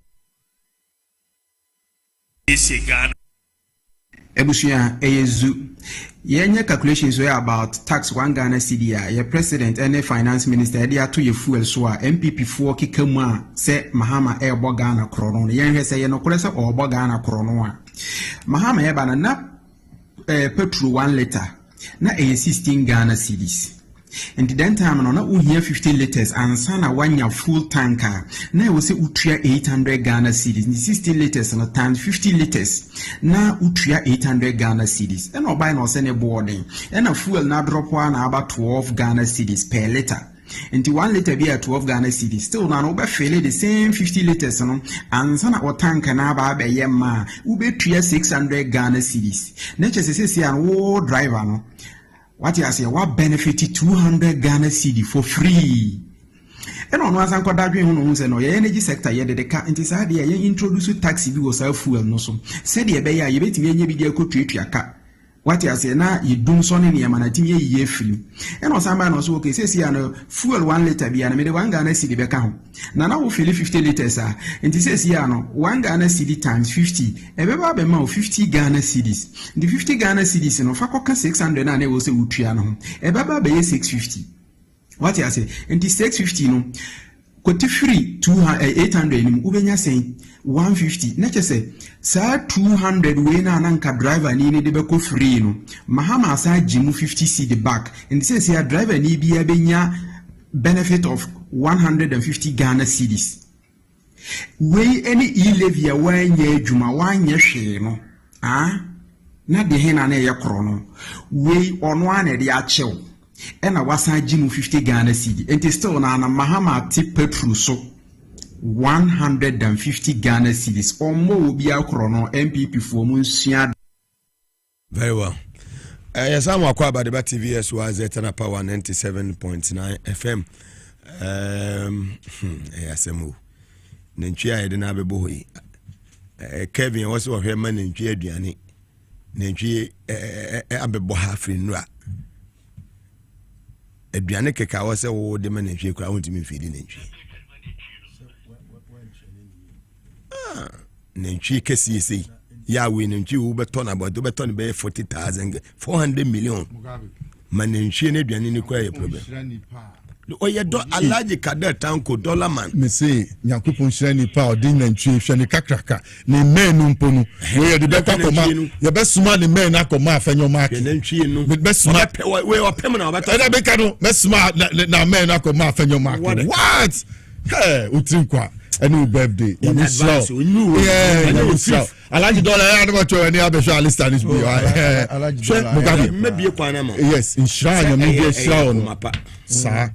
Say obey na boa say the amount no dia nya me hire wo so na enmusra na wo so na nkoso hire angels no 2 years ago me beto me bedin me ho na me nya akọ say Excellency John Dramani Mahama say yen fa na ntwe mrew na fato bedin. Wow, you see some of the things metra TV so nya dey but intense nya me hire president what drop of fugo so there watch your outfit yeah your birthday what drop of fugo I told you to drop the fugo because no your word tatama na ye pray word see we what to say we must show them that we are ready to defend the change that has come na me she fugo David o three kwanso birthday ye nam kwanso na na na fifth na ye fifth aka 5 days ba na eba why are they why be mo say birthday na to nsuo o da bi birthday dey mo be hu nwa ya be ba Mugabe Alaji Sinari crowd there my honorable Sedu Agongo there kura ma Alaji Sedu Agongo there me chia no baby owo mo fa Heritage Bank mano to makasa mo fa Heritage Bank en fa ma Alaji Sedu Agongo wa ye boni bia ya nua na boko there hu adom me hu say ane mani age won ayefe me da se pa enye ni pe nyina na timi bo mo nua so won ayefe papa na se bi sua mo be sua no Kofi Boachi mo usua tare we say Kofi Boachi COP retire ofre mo se muga na wo hu ofre na da bia wo shefu gu ya na ase wo hu na manfo na ade na se se aka share say ono ani nua lumba na bo nwum say enwuma ye didi ehia no nya no ne didi sika enyuma ye de didi hia no enu ye didi sika atare ye de kwa akon nya no ne de ba fie ba gi ani thank you see thank you okon ya kon awie sa o shy we so na me ka se fire ne be ko from but no I feel na fire no cry no enu de innate shedo mu alisa okay bansere na amasena ring foforo bi apart from a wedding ring I me share no ring in the papa me share 2011 basically no way yes me free studio no na me refuse manage kuku atiase one man one wife go yes I can kuku no betwe one man one wife what they say forever one man one wife yeah bet me there nema for kasa there be oyire madam for there you are safe Major Lambert again say with ya one man one wife ni JK say Joseph hospital family so there be report be long distance report and ba me ana at the end they was say negotiate na team baso only why Hannah by Dr. Hannah Bisu sa energy was papa ni de otutu me see is rutu na say Mugabe pa na say na ni edin sa na ni edin no say na say etu na do na de to me o tire na me ka say fu bi entu etu na say etu ko ka say bi a wo to bi fofo dia o fe mu de e jana na coffee say mi suamo na say me coffee lovers no de ai bank kanga mani nyini by ben nyini bedu say no na we unyansa na do so bebre ahwa betimi afa a generation o so ya homache na munya ko bia etimi sesan wo bibia oh yes na say me especially when the call is a divine one. Yes, you are being recognized, divine helper na me kura me ye hwan a esimesi be fa fun ano patututu. Yeah, the risk you take your life through in order to defend the government. There be also no pabusa who said dear na waya me rade a odowa wa ma wonkwa. Dear na waya ma no. I'm so grateful. So we know kasai madam fo friend say Nico. or Pauli Russia. The nation from where Muslim. May so rest in perfect peace. May Bano, and I got a call. It was unfortunate. I'm saying Anapaya no free more a Muslim. So I've always told you learn to live for others. But you learn to show no became one. I say no. Let me try and help. ɛyɛ de bia metu nipa fo sɛ nyɛ yi ase nkwa na wɔ sɛ yɛbɔ saa nwom no wote ase sɛbi yɛmfa nkaka yɛ ho sɛ obi ayi ase ne yɛyɛ ho ayi mmom deɛ nanso so no yɛte ase wo sɛ menim nipa korɔ bɔɔ yɛ ɔse anuanom momeɛ no dɔ yɛ ho ɛna mu wu nti onipa nsɛ hwee ma me aka nansa ne awua woka saa nwom no obi anim da obi bɛyɛ dɛ bɛkɔ minim nipa boy nti yɛnhwɛ na yɛhu kwan yɛ bɛfa so a ebetimi but so sometimes what na me wo na reflect ya na we say bebre ne no mo sha ase and now no me say nansen a owura de coca card bi sampiale ne owura sampiale these are people that sebi se me come futufoɔ paa wa dwuma ya ye mu a ɛje se me sibofo na sebi o atu na eya eduru ba bi a owura de coca je se wo hia wa de ba hwa se me ne ti studio Seminine free studio, he has always been that person. Maybe na only chairman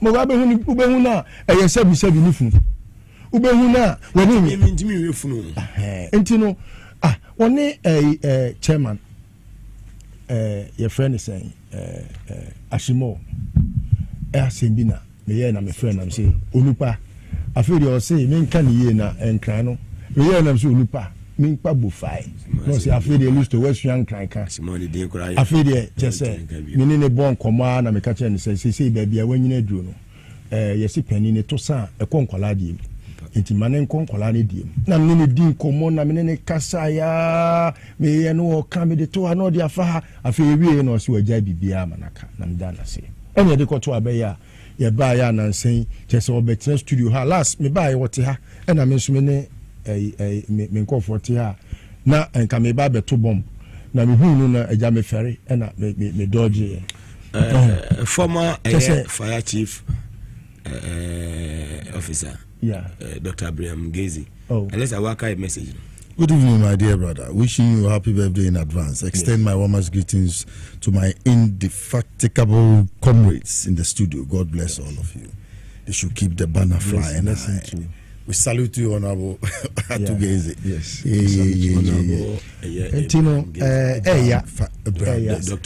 But so you shank of fire no more chassis and the baby and Saba, you ene sebi alaji bature way kabako just ubia everyone is gone it looks like omansonfo way and yankopon emwaye na eja onye ababa saa na oman ahoden a sebio ye betimi dia akọ ekon aka we anim san say reset no ye hia ahodenfo ye hia nimde ye hia nyansafo ene etimi dia aboa aye na yakan no yenka kan na ye no do ye ho yeno do ye odo ewe aduro but otan ne aduro odo aduro ye sebi me hia wa si hu srefo a osre kire no enye odo na bia asa we nye enya dia wo ko Harvard and san ko show odo Mugabe sebi otan ne aduro otan de obi si otan wa de nti na o se otan woni a odo jidi sebi otan I say politics on. You can't stop until the last day. So you see heroes on the field will fall on the battlefield. Some, when battle is won and they should be celebrating, will also fall. The month of June. Yeah, that's what I'm saying, that we have been, it has been a struggle. It didn't start just one day. As for Chairman Adekoka you talked about, I will weep when I want to talk about him. Look, I will call him at around 11 p.m. when everybody is asleep. He will pick my call. Yes, or he will send me a message. What is it? Do you want to see me? You can come home at 7. I mean, Why? Def, you should have told us that you wanted to take him so that we'll look for somebody in the NPP side.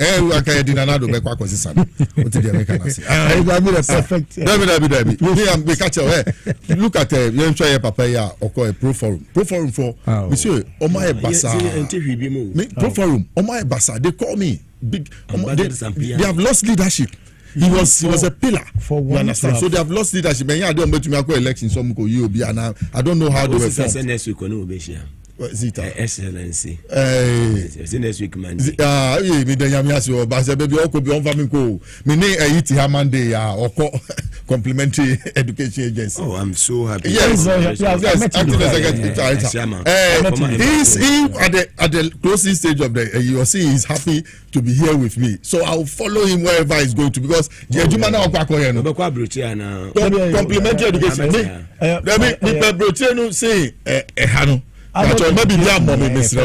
Complementary education. Any there be school 8 to 14 years. Those guys, I can convince them to go back to school. I know what to tell them to go back to school. Let's do. Three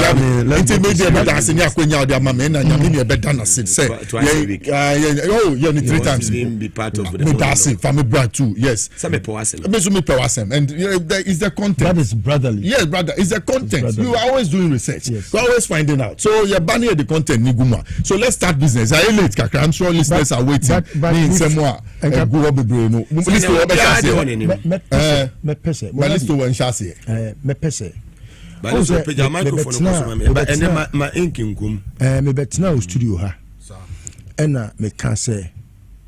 is always a difference between MPP lawyer and NDC lawyer. Now MPP lawyer no, or you be a unim judge unimumra. Into see you to bribe on your judgment, you bet me. But say Uncle Camera power court to the Wabon Unim. Emma Mitchell, you can say, Obi Bia or say, or MPP ni a lawyer ni Biano. I just saw a certificate, you know. And now say a choir of fast or young certificate, you know. Now, a DBC Nano, Ewo, Rashibi. Oh, sir, Minia Kuma, our Yetafu Empino. Vincent Eko Asifua. That useless guy. You see, Mugabe. Don't forget, sir, you are one of the people that made him. Yes. Yes. He used to come there. Yes, now, when a lawyer ni say, SIA MP. Na mesre say wo MCR for kombe boy. Na yahwe de ntia sa bre na make say MPP lawyer ni onimra. Judge no na yehwe dientia ene omonia biwo tokonu asem ho. They only know the judges. They don't know anything law. They don't know anything law. MPP lawyer ni bi onim law. They go for the lawyer mumua. Let Sheshe. Yeah. Okodina court. Where did you come from to go to Kolebu? Is that an English? That a lawyer should speak. Can we listen to this one? Can be a lawyer? You can please. Can we listen? With your permission. With your permission. This one I want to confirm from you, and maybe for purposes of education, you indicated to us that the national security secured a search warrant.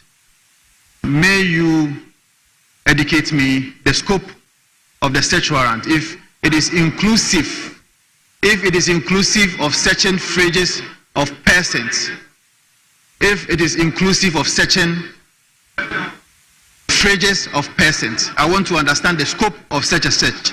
Thank you.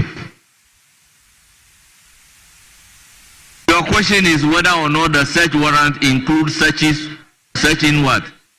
But if you are a lawyer, you've seen a search warrant before. Does the search warrant specify that you search the pocket or what? Mr. Speaker. No, Mr. Speaker. I think this is unfair. Mr. Speaker, it's a direct question that is addressed to the minister. I want to understand the scope, the particular search warrant that he got. Is it inclusive of these searching phrases of persons? That is the question I'm asking. So you should just let me know that maybe if you just that is why you see, Honorable Asafua, if this question were to be coming from a non-lawyer, but you have seen a copy of a search warrant before. If a warrant is issued to search your house. The warrant will not specify whether they should search pocket of all your searches, your pocket, your fridge, your kitchen, or that the content of the warrant. Please, if you have another question, ask. Papa, Papa, too much. First deputy. You see, no, what? See, the reason why I always say this is because in the past, now Sebi, say MPP much of an account-based party, and Sebi obi wo first degree kura na ebi a onru baby a wadi suemu a odi tu ne ho papa. Enti no ubekaya akane ne say MPP enimdifo party meboa. Exactly. Na NDC for the mole. Look, until I got closer to the NDC, na minim say CVs will be e Ghana ha. Because they be American, and I reference with the woman, the professor. There is none like Professor Jena Nopokwajima in this country. There is nobody like her. Even in Africa, it's a difficulty to find her kind. In Africa, our vice president with 8 masters, 4 doctorates, there is none. And he has 8 master's degrees, 4 doctorates, a professor, first woman vice chancellor. There is none in this country. When he says there is none like her. Look, when you want to discuss lawyers in Ghana, the lawyers that have been called to bar are members of the Ghana Bar Association. You know, the best lawyers in Ghana, they are all NDC lawyers. Menka omo muni judge you. I go to Bible. Now they realistic. Gary ni maku ye lawyer ni e wo Ghana ha. Now they woni apia kubi entokwano. Lawyer ni ya ati obi, ya ti wuntumi e de natum. Sika say na ya chi no a ehoho a. Ya chi no wo $55 million ho. Yes, sika no dia wasa ni sirem. E na yokofo ati ne say ye rehwem plus cars awakọ wia e wo Canada and America. And yes, okay. Yes, Mremuno, lawyer Martin Pebu, I could not Mremu say, Yama Obibia, why a bonibia, and Yatumia, Obetimia, so dear pre bail. And until every offense is bailable. And Yabamani bail. Name will satisfy these conditions. See, so to me, Mremu, so what to me, Obia or war a Japadia. And we bet me a so I 50 million Ghana cedis. You bet Jao, and you see a Jao say found you. Name Yamao, a home say, who bet me a coffee. Na ye frawa mwa babe ya beto tuano. 50 million Ghana cedis, no. So, and na crampo at the prevailing rate. Say, you say dollar, no. $55 million, no. Ye de ko a ye Ghana sikemwa. Is over 550 million Ghana cedis. You can say for 550 million Ghana cedis, bro. You say for 50 million, bra, as surety. Na lawyer, onu eye obia watna emremu ache. I oye senior at the bar. Apia kubi. And eye wuntumi lawyer. Na gari ni maku free. I was a media. Sa die we ya yoko fo ye. Lawyer wa bonu no. Ene me court. Me ko kota ko dey me ko vary 50 million say omonte so manemra from sika ye kanu without the consent of the client. Yes, client na ma to me no wa ko file because onim say onim judge bi ya judge ni so ye ebi a obetimi aboa omo no he say anya wu na judge na wo judge a wo pe e na be di asem no eti wi ase no na affair wo so ko withdraw because when tie pania no when tie pani nyansa and what they call yensa ehudu kasem no ebi ase wuntu wan dem wo demu efiada edemu memenda demu kwasiada edwoada ansa na nyankopon ye na adoma nadwo so wo lawyer abon how many years ni when ni yire aduane for how many days? 5 days. 5 days. Nice. Until the man me say when ni yire aduane for how many days? 5 days. Thank you. Oh, it is a mekasa people lawyer ni abon a omunyina minyu otwinya do o omunyina MPP na Gary ni magwasha wakabo fam what that be you good Gary Gary na me the doctor for court on the be mama doctor for no o see me a busybody yakwa man so on say the net discussion no ye nua ba Dr. Lewis Ahena bisu nso ewom na on say ne wakobo action bi deadly action deadly action I was here for the medical aka eja NDC for no they are not only beautiful yes they are intelligent and hardworking and do you think the MPP does MPP have her kind? No. Doctor, why the MPP more? Yes. Veterinary doctor. What being she's unmatched on the other side. But NDC for they are doing the service to themselves. Okay, Dr. Lewis Ahena Bisu, National Women Organizer, the ma NDC Amanyoku. Na wa sign a year administrator, the ma a year mineral development fund. Na appointment saying sweetheart. Metacho nyankopon nadom no abro sototo ejana I don't know how me feel sir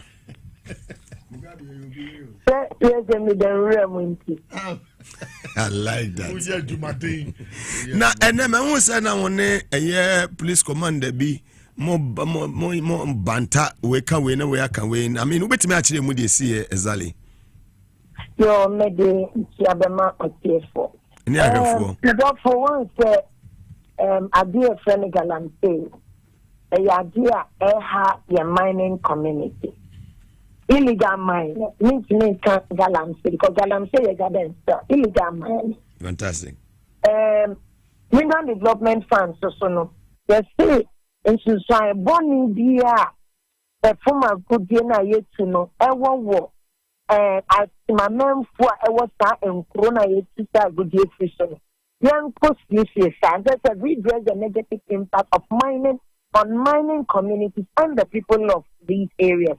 Nayansa and create a numa and the president Mahama by no 15% alternative livelihood. You can't say the Bayetiana, the Pamadiano, yeah, come more be a ya attractive. Yet the training woman Nayasa sporty employment. Yet you, that the something not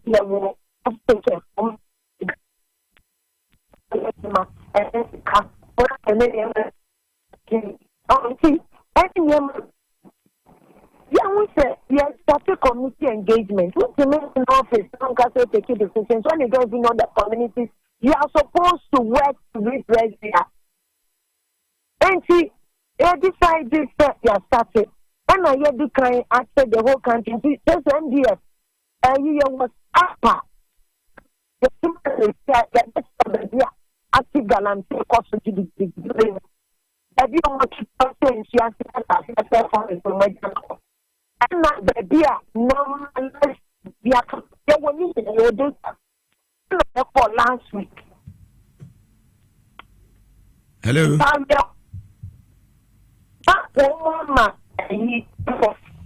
It's last week meeting India for me. And then commander. Yes, you woman. The same thing. I'm still alive. Make my bottom rim. Yes, it's not for a joke because you can't share community. No more blame me. I buy. No more blame me. There's a man. I buy. I do only 5 months. When the government was only about 2 months, no. Now when young Crawford be Guabontin, yet they say, I want to pick galamsey. And see, make us show me say, oh, my penny is what I didn't know. Until once to my end, you're the farmer. Because see, I done a new year to money a fee. That's because see, I done not satisfied different plan, different strategy. Why am I first one? A big rubber beer, because you mean now, you do rap on the map. Or beyond the whole shade. Security from your concomitant baby, I therefore. And I am Falan Cruiser anyway now, for Debbie.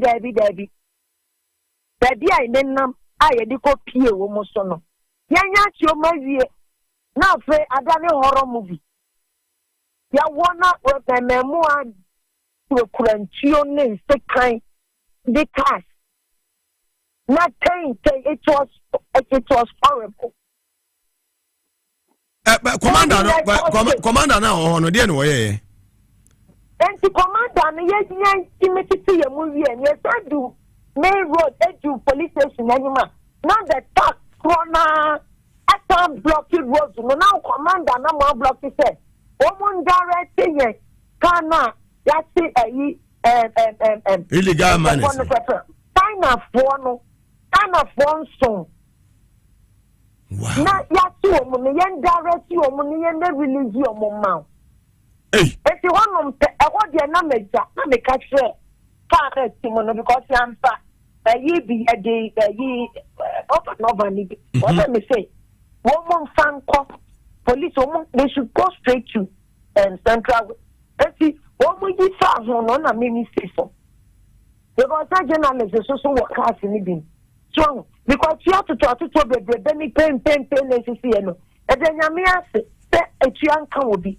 na ya be do a police station no as I say come and say the commander and said this is not going to happen. Very well. I was in person and say now me see if you have something to tell me but me and dear you are not getting anything from me. What is always say trouble? Now see there's no trouble. The only trouble is a one that I block your point and kind of why ya chi woman who per se ye release you mama. For what? And it's a 1 year we have you release it or mama for what? We immigration officer now where they solve this problem no the dish meanwhile baby I want a you fix it. Baby omo mining baby omo illegal mining commander no I fix my main country yeah 50 kwesi no me see in the mineral development fund we live with them in the communities that's what they don't know. Good.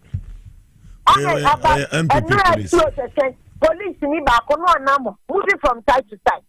But we don't know what we know and what we have. Relax, man. Yeah, sorry, just moving. And see, when they know the change, so I maybe we call men. And the same way, yeah, and me too. I'm catch over here so down for canapé boys meetings. And I'm afraid being for bad. Kind of catch on me say, this thing for no way. What boy you man? If you are going to come on, you do not court. Maybe now so my process you mudium court and you remind you. Fantastic job. Fantastic job. Hannah Bisu, fantastic job. Listen will be as a fantastic job. What? Crime, save Jenny back wife. Eddie Hannah, a powerful name. Yamiasum Biancan, what? You are still my baby, okay? Dr. Louisa Hannah Bisu na Moten and Kano, or administrator at the Minerals Development Fund, a national women organizer. Well, listen, young boy. Koyo me bona baso na masa atwaso a nukrenya me animni NDC fo nsua de we say ewiase efre baby Brandon enye se bi kura na MPP for de no ade ni ho but oya ma ya kase wo ho wo de wo what you say DS is arrogance is when you have nothing but you want to show something, but you should be proud of yourselves and showcase what you have. Tell the world what you have. If it's about civil engineering, let the world know how many civil engineers you have.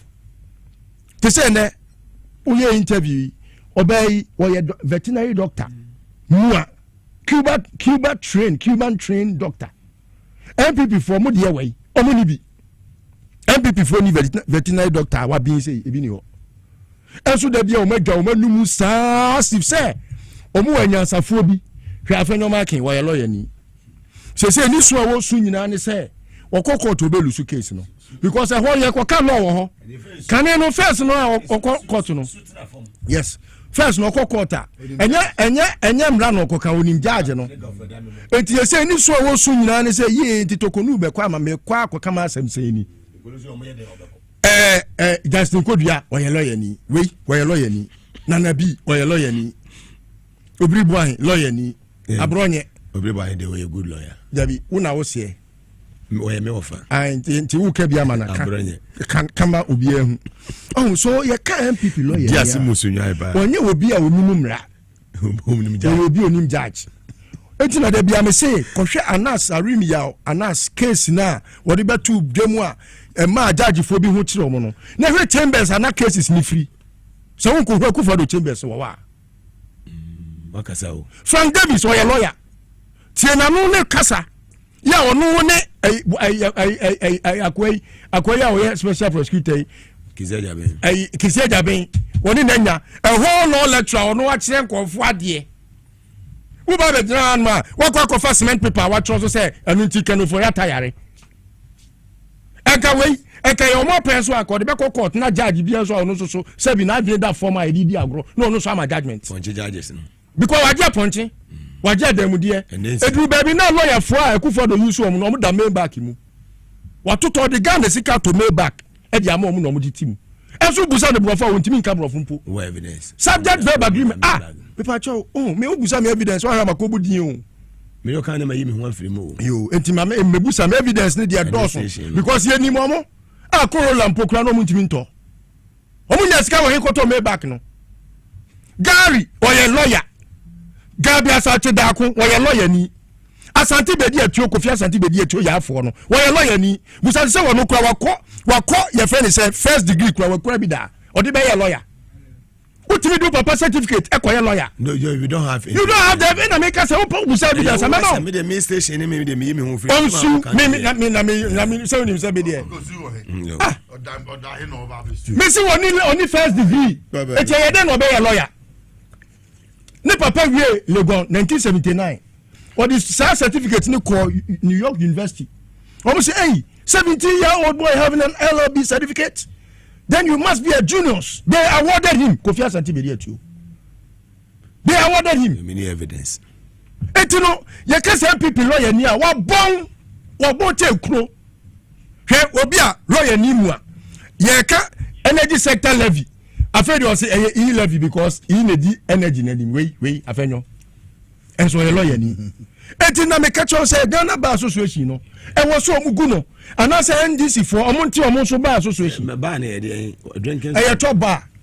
E ensa bar. E bar omo kotwa. Say Ghana Journalists Association. Me journalist. Emremu de association na repeal law no. Omo di bar constitution ni. Enu ti na omo di dwe wo yen so no. Who na see atoko no asem ye a lawyer for mutimi see agina ye muko see agina ye wi anoma sa akoda ama no etimi de me friend say e konkonte choba e na omo ye mesre omo say ye say baby e minor dru no ye di nimde ni nyansa pe na e ye reset no enti say wo feel say o man no wuntimi nka nyansa say mu a se sa no ma ne kotogo for kra say omo nyew e bia o je so ko Azerbaijan ho baby ana say at best e pono na da ho no mo nkɔhye no se se ye di nyansa pe ne kasa ogana uni nyansa kamanu tum se mo kasa onya lawyer papa kamanu tum e ko gina ho no na search warrant kura uni ma de kro we wa ye lawyer ni search warrant pass asefua we lawyer we wa lawyer e wo kumasi tu ne ho I me ye lawyer we MP tafo pankro no MP fui me da se we wa ye lawyer MP fui okay FUI capital F capital U capital I Fui with an exclamation mark Fui MP Fui. Thank you. Let's move on. Moses Clinic and Eba Center that was say and every na sadaka say nkoma Victory Garlic Mr. Dr. Mwako Nyamisha Munyina Samosu Asene Safari Valley Eco Resort muso ewo dewe in the eastern region munkoso nkurikure mu say ya maame eye aduya eye power specialist about hospital mami na enwumere wapom etesen oba echacha munkoso maya ayaresa hepatitis A B C D kosi yi sanso ena eye fibroid ene eye kompo ni nyina no e ma medi hu dwuma papa takrade kumase ene nkraha obehunum na ja oso akwa akwaje wo ayaresa yemfa asida kese fa Macintosh baby awu bia no ye special aid to Honorable John Jinapo greetings so say mo enjoy show ni ye papa sanso ena nyame nipa nyame akwa ya ono so ehwe eye Reverend Kingsley baby awu bia so ye obi a wotie program yi papa woni menua junior na nkane no wo eye go so boy junior bibia aboko de na eye Reverend Kingsley nyame shira wo sanso na me papa so boat too. Yami show Jesus and warfare. Munina Yami and come on Prophet Najegeze. Me just say Bibia Boko and they oh 5th June. So when you see June born. Fantastic. Prophet Najegeze say with you happy birthday to you. Me just say Bibia Boko Mansa Musanso enjoy show no ewo eye London ye church munina ho no. We you post in your friend sugar also enjoy show no papa we say Mugabe nkofu me nu de o de mo ba mo fa fire service mo fa fire time I miss you cause on some mo kan anu hye ne enjoy show ne papa DSP they say ACP capacity man, happy birthday in advance. You can only go higher and higher. This is a half ACP Sefasata say Bekwai second in command Bekwai twice you have done the needful and you have done the needful. Chairman survivor happy birthday June for ni na mechacha mo chairman survivor china eyo birthday June for no em say ya na anka to ahoy enka munya ya ke wo epo onabo agalga ke we dey munya ya ke wo epo na say ya epo for no ya nyina epo for no one of my senior brother's birthday your day no ya chief of staff as a birthday we one we say we can we say birthday we wo promote kura akere head anya happy. Me mediama. I will call all the CEOs that it is your birthday and they must do something for you. Oh, don't do Bugnatus. He will come along. He will be my supporter. He will come along. Thank you. Mugabe, in some baby, why see a car? Time a call. Me the manu be sim me ba. Yes. Hey, Mufi say enkwala. Me chia madam for Thomas Abobi Mensa. Or a chartered accountant way back 2006. A do no so I see a no DMD FNA. E Ghana water no. Ya bypassing because onu no ko hu say Ghana water tuesi carbone ama edubuahin. And no true report said that payment should be stopped until Nwaba time. Mr. John Dramani Mahama say Ghana water from Penua. Kona ko fanu do Mahama ko fato Masabobi Mensa. He's a decent man. He's intelligent when it comes to finance. And he's ready to serve the nation. Now, Mugana Watamashia, if you make a mistake and you don't make this man DFNA, the World Bank will never bring any project to Accra concerning water. I'm telling you, they need decent people, qualified people who have the nation at heart to make sure water flows through our service, our pubs. Sinti Mugabe, Ghana Nurses Association. France is it Lamte, right? Yes, the neighbor Accra. Accra West. I'm the neighbor Accra. Naka I'm the neighbor Accra East. And Obi Asako Kontonchino the Naka Accra West. Accra East Nino, Makache Richard appear to engineer.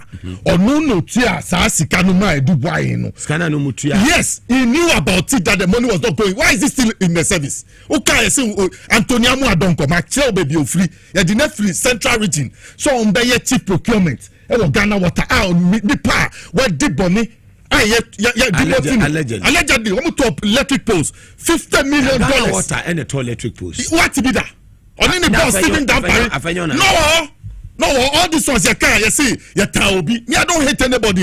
I want JM to succeed, and we cannot sell Ghana water. And we mean play and I'm telling you, I will never allow Mugabe. Mean quick. Nurses Association for no Ghana Registered Nurses Association for no any midwives no. Mr. Minister no, or my president no, on paper being fan or your MPP ni strike or muko nice needless. I'm telling you. They've strike their goal. MPP ni ku your English a man from MPP chairperson. Go and check.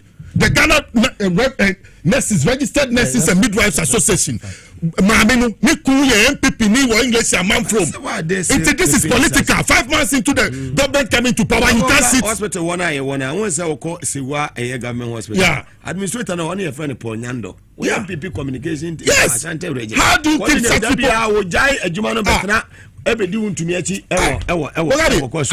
keep these people there? How do you keep people there? So I'm wondering, striking is needless. But yes, someone on say it's political. When I saw it, I said, hey, they have hung themselves. I will go back to Akando and name all the MPP nurses I know in Ghana from Rich Hospital to our government hospital. I will give him the names so that he has the benefit of bringing the right people to come and serve Mother Ghana. Our also deserves better. Also deserves. Yes, they rejected it. They said they won't go. They said they won't go on strike. They want to serve their people. Mugabe, they are working. Yes. Now, who are from market? What sorry, say, won't bring me and Beji. Once the engine will be able to swoop. So, won't tell, see, export price. But do we need them? That's what I'm saying. That export price won't take them. I dare no answer the price in the Bebano. You better one city know their share because city new is performing well against the dollar. Fantastic. So it will not come out and affect our pockets. But in the pricing, it will see X-Pump, no come. You understand? You have government subsidy, all those ones. I think I wrote them here. When you talk about the X-Pump price, it's about taxes, the ex-refinery prices, all those ones lumped up together. That will bring the price out finally to the public to come and buy. In that calculation, because the cedi is doing well against the dollar, they will put in that one cedi. It will not affect our pocket. This is innovative. Now, Muma Bejaka Tife, you young boy, just 47, when you made ECD board chair, look at how you run the place down. Who to me $500,000, sell the Kokra container. Baku saying 1,003. Ebedu Ghana is almost $650 million. Ni ashena sa containers na ko demorage. What you say? Ni a oxino no wa fa chire. Akoto no wa de akọ minting company. Who be friend who sikani. She ka mo abo energy sector. Who should come and pay? Mo be say mo dum so e be say ye kon. Na mo tumi ka say dum so. Alisa. Yes. Ma inkiri nkomu ma me. And I me tell say so such a guy or no so a demonstration. He must come, let me explain to him. This is not now on a demonstration now on notify police for. Sir, it is in our constitution. Yes, and I make Mugabe Makobi. The other time I was watching the parliamentarians break the law, going to Yoko without police permission. Me call demonstration February 15, 2012 without police permission. Me. So. Not Professor Mills. Yes, not Professor Mills. Power. Papa Kwesindun warned me that if you have to go on a demonstration, you need police permission. He warned me. I didn't listen. So I went. I was arrested. Biatinga, 105 Kwanso Aminini Yard. Rose Biatinga, yes. Papa, say, Asama Uka, TV Nusu, radio Nusu, Amiti, and Papa. Nagana, and Kano Crack, and Onupona, so the IGP and so Kofi. Mugabe, it's not a friend market. On for mining no moon. Already, no, listen. This guy, his criminal intentions in politics are too manifesting for everywhere he goes. He went to Ghana Water Company. He went to destroy the place. He gave himself contracts. All the contracts he gave to himself. It is there. Board chairman up checkbook shenemotuum not the nam. Haulage contracts for all the chemicals going to all the 90 water stations. Now, Kaka need to pay no assign check, you know. But you have evidence. I'm telling you, I'm giving you facts, Mugabe. Me, I don't lie. I don't hate him. I have nothing up against him. Please, you could not be we're in the same university. Yes, we have different ambitions. Going to the university, I did a course, Intellectuals and National Development, and I learned that you cannot go to school at the expense of your state. Now, free school bow this time in the ball money pool. And I'm sorry, I'm saying politics. I will step all those people, all those young criminally minded politicians who want to get an opportunity to get into politics and then use the opportunity to acquiesce wealth, steal it and make it their own and call them rich over us in this same town. Today is 5th June. Yes, it's 5th June. It's exactly 46 years ago when people sat in the Burma Hall to decide who were going to face the firing squad. What did they do? I ask every time. We're in June. What did they do? You see the rainfall yesterday? It was a warning to all politicians, including Afenyo Markin. We have 30-something years of a democracy. We have never come for a house cleaning against any politician in this 34 years of a democracy. So we expect young men like him to behave well so that we don't lose what we have now. You understand? Yes, you Ghana Water, bought chair. Fede Okoye, road fund, bought chair. ECG, bought chair. Look at what you did. Is that what a champion did? Is that what you two did? I'm asking. I'm asking, they were killed on 16 June 1979. Those two were shot first. Today, people drive by Teshi. Yeah, the month of June. People drive by Teshi. They see the firing range, but they cannot tell their children the history. Especially those politicians who have stolen from us, who live around Sakumon and Co. They drive past the place. Tell your children the history so that people will not come and destroy this country. Look, ECG is an essential services. I'm telling you. Why is it under national security? Okay, say if Accra goes dark, somebody cannot steal the power that we are all enjoying now. When I say steal the power, you don't understand what I mean. Yes, somebody can use the cover of darkness to steal the democracy from us. So we need light everywhere we are. We need light for education. We need light for our industry. We need light for domestic and industrial use all over.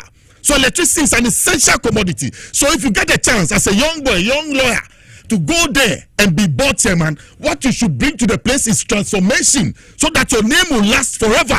Having to read books like Lee Kuan Yew, how he was able to transform a whole nation. Why? Go to the road fund. Look at the state of our roads.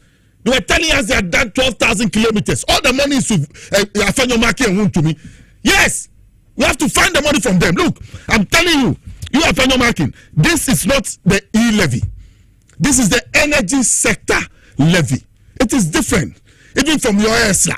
Esla no kwa masa de akosia wa. Emi mguasie fo. Mun faria de. Esla no kwa masa seno. Mu de akosia wa. You bought an investment banker, criminally minded, to come and superimpose himself on our economy. Yes. Mu de akosi collateral. Mu de akosia wa. Look at even Kelly Gajepo when he came to ECG. A mess of himself. Intermediate. Yes. Yes, I know him from Databank. Into Mugabe, it pains me. Say a bank way being innovative and look at where they have put the tax. The one city I told you in the X pump into because the city is doing well, so they will put it to cap up the city's performance. So you will see it. He's worried about it because he's a theoretician when it comes to economics. He does not know what he doesn't know. At once forcing is forcing to make the economy work. You have people like Afenyo marking, like I always repeat. They are sitting somewhere trying to mark and observe that is this guy doing well. And then you have the Otale man, Baumia, also trying to see Otale. Because he's always shaking his head like a lizard. Like an agama lizard. Okay. Agama lizard. Always shaking his head. Right? Me know you are no Otale. Yes, Mugabe. So Mugabe, they cannot fool us. Look at the debt they left. $3.7 million. One and go to ya. $3.7 million. Billion. Yeah. $1 billion. Who should go and pay? And they call IMF and APE saying 3 and a cow my jar 2 years ago. Yes, and before no. Yes, the useless ones. Yes, energy sector. Only at to forcing.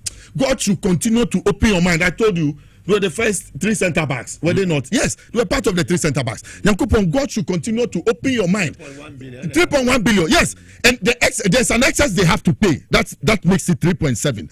And then every month they have to go and raise $1.2 million for fuel to fire our gas plants, our fuel plants, because now gas is not readily available. So they have to buy light crude. So he has to make provision for it. Now, say you see your plant, you see your fuel. Intina dum so no saba, no mo sa. So this is wisdom, thinking out of the challenges. Atuforcing and John Jinapo have brought out Mugabe.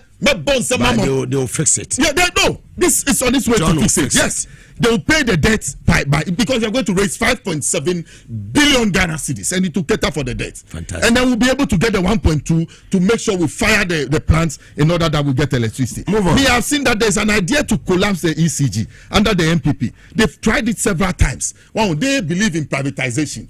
Yem bubu nu nien ton, ye ton so yen ton no basa basa. Na yen to me mfa nye bibia bium. Na ya ye beton. Yeah, look at what they did to the national airline. Look at how they sold it. To recover it, Charlie, it is too hard. So sa no mutie. And today we are going to get another national yes, the new national airline will come. Mugabe. So it pains me. I would not sit here and say that I'm happy with what Afenyo is doing with because you had a chance to be there.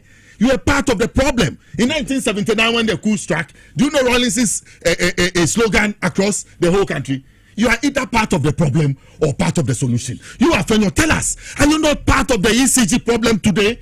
Afenyo marking Efutu afenyo marking winni ba for mun kache mu MP no mun bisa no, is it not part of the energy sector debt that has been left? Sika 490 million within 3 months unaccounted for as board chairman. And unko na unim sikadi.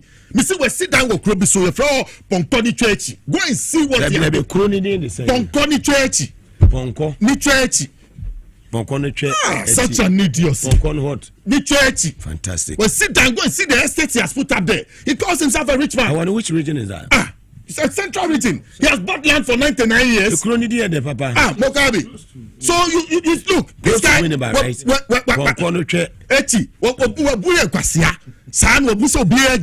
Even people around him who went to Cape Coast to invest in him, who he ran away. They saw that he couldn't stay on with the 80% run away. Today are following him and begging him like something. He is nobody. Tell him the truth. Face him. People were shot in this country. I'm saying today is 5th June. In the Burma Hall early, some 46 years ago, people's names were being rounded up to face the firing squad. And do you know how Afifa's name came in? Afifa Noah handed over 10 years on. He was far away in his home village in Krobo. You mentioned it to me the other time. How did he come in? Major General Joshua Hamidu. I'm saying it here. Major General Joshua Hamidu. He was the one who sent for Afifa. Your day of reckoning will come, all of you. On my way, it will soon. Untumi be you mine sika. Emfanya udia na nsamba ye kokoti ntaye so. Na untie de obeye ana de ope. Usika wanya if we are to go inside. Look, Yoko, what are they doing? They should go to his doorstep. And Avenyo? Yes, why? All the mess. Look, Ghana Water is in a mess. Ghana Water cannot pay itself. Ghana Water, until A for 9 June. Oh yes, he's suffering. Muntawakilu indeed is suffering, and he himself will not listen to advice. He has surrounded himself with the same MPP people who hit Clifford Brimer down. They are with him. And say how him or your changes be. Changes not here, and I'm telling you, Mugabe. It's my brother. Don't go there. No, do you know what he did? The changes he did. Do you know what? Slow, somebody slow. No, how slow? If you tell me to slow, I'll go fast. Please. No, Mutawakili is better. We want to make the place better. Water is not for anybody. 90 water stations. Maybe to my brother is there. We'll bring him to the studio. No. Me to have brothers there. We'll bring him to the studio. No, Mugabe, no. Look, he has made changes. The changes he made, he should let it go public. I'm asking him, how did he bring Antoniamu Adonko from the central region, central region, to the head office to come and be in charge of materials, when that same person was involved with Stephen Dampari to buy electric poles of $50 million worth for Ghana Water? You know the money has not been paid. This gentleman I mentioned, Thomas Abobi Mensah, he has written a report to the attorney general, to the auditor general. You have a copy of the report. I'm telling you, not to release the money because it is fictitious for Ghana Water to go and buy electric poles to the tune of. And today, that Antoniamu Adonko, he's at the head office. He's a big man. He's with Muntawakilu. Do you know the story I hear? Muntawakilu himself was a contractor some time back with Ghana Water. It was this man who was doing his work for him. So that is why allegedly. He has brought him. Yes, that is why he has brought him there. Allegedly. Mugabe one shot Ghana Water begu. The whole Accra was Yenyensu. Colleague no Choco, go and find out. That's why they are trying to bring Reverend Engineer from. He should come to Accra East, because I've told you that Richard Opon, the guy who is there, Richard Apiaotu, he was the one who ran Baumie's digitalization program. He was the one who paid the Dubai. He was the one in charge of technology and innovation. He's still there. They have brought him to Accra East. He's Ogodo. At Accra East, somebody who the Iyoko has interpreted him. Or you're done. Mutawakilu suwe no. The Kebibia.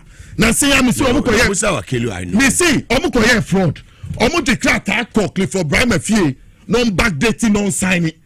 Instead of sacking them, he has rather redeployed them to go to sack them, a criminal. Mutawakilu, what are you afraid of? I'm surprised. You're a member of parliament from Damango. You lost your seat. You lost your seat and you're brought to Ghana Water. The president had faith in you to come and bring transformation to the place. What is happening? What is happening in Ghana Water? Let's take our time. Mugabe, so media and American. Yes, whilst I'm talking about water, I finished with my electricity. Those places are essential water commodities, yes, to the nation. And we cannot sit down to allow it the way they want to run it, so that it gets to a stage that we have to privatize it. And that one, any government in power, I will fight the person. How can we privatize water and electricity? We cannot do it. Maybe sections of it, even that one, let indigenous people take part in it, so that the earnings will come to them. Mugabe, you do penso be assassin we so. Say you're more political positioner. It's not for you to come and amass wealth. To serve. It's for you to come and serve your people. In serving your people, you will get reward. I always talk about Nkrumah. What have we paid him for? For all he did for us. Today we all drive on the motorway. We all go through the Eastern Corridor. We all attend his 43 brand new secondary schools he built for us. You understand? Yes, those factories we sold. Why did we sell them? In 1960 alone, in 1961, 60 new factories. You think if he had not seen oil, he would have started Tema Oil Refinery. Let's raise our head. And like I've said, today is 5th June. 46 years ago, young military officers had to meet in the Burma Hall, Air Force Station, in order to decide who was going to face the firing squad. If you're a politician today, 34 years of our democracy, 33 years, do self-introspection. Sit down and be reflective and see what did those people do that they were shot. And that given opportunity in the democracy, I will do better. I won't hide behind, I know the law, or the law is the law. You have to know that the law is the law is the law. You have to know that. And open your brain. It's Mugabe. Me do mind me do mind me pay mind no said me see pay mind. Yes. And yes, my sister Hannah Bisu. Look at where far away she is. Obabesia. She's fighting for the nation. These Chinese people have come into our forest to come and destroy our forests. And you, commander, behind your police station, they are doing galamsey, illegal mining, and they are being caught. Now you want to save them in front of a whole director, executive secretary to the Minerals Development Fund, whose duty is to National Women Organization. Yes, whose duty is to go to those communities that mining has affected negatively in order to use part of a fund to reconstruct or redevelop. She's on a mission. We must support her. I salute her wherever she is, and I pray a safe travel back to Accra. Yes, traveling messes. Angels no Mugabe, angels no. Angels no fani bedu pepepe. Yeah, inti Mugabe, Misre, Mika. And yes, minta obi unim. Me call Ghana Civil Aviation Authority. Me call say papa no. Or started Juma 1996. We got wrong information. And I recommend in a car says 7th floor power honey adinina and yanukre. I went to see for myself. There is no bed at the Ghana Civil Aviation Authority 8th floor. I went there myself. The report we got. Yes, and I make the report. I like to be fair to people. And when I met the Reverend, he told me how he got his job at the place. And he showed me pictures that way back in 2016. When they were opening a place, onu na all bumper, onu ni Reverend na ojire mu nu. Inti say na je munim ne dada do si na down for the Professor Mills. No come no internal revenue service. Me na make baby. Inti JM appointments. Yes, sometimes we get information which is different from, but that's JM's appointee, and he's doing well. Hard for you. All the appointees. Yeah, that hard for you. Ojo Machiko Tamale, Omutumiko Pepe. Na me Matuamano say I'm following him. How he'll be able to help JM to achieve his aim in the aviation sector. He talks about a new national airline and a training school, you understand? And all those things, I followed that. But he appointed Deputy Director General, technical. Tension was power on Shana. About no Pawasima, Adriana and Korea TVS was at Napawa 97.9 FM. Yamea Duma, Aja, Upe Bibia to Butumna Pebia Dachi, Udu Tibe, Ebeto. Adom Air Service and General Construction. Once I say a war, a yedu ya or more air tonton, and Sassino, Utia cash. A year 50,000.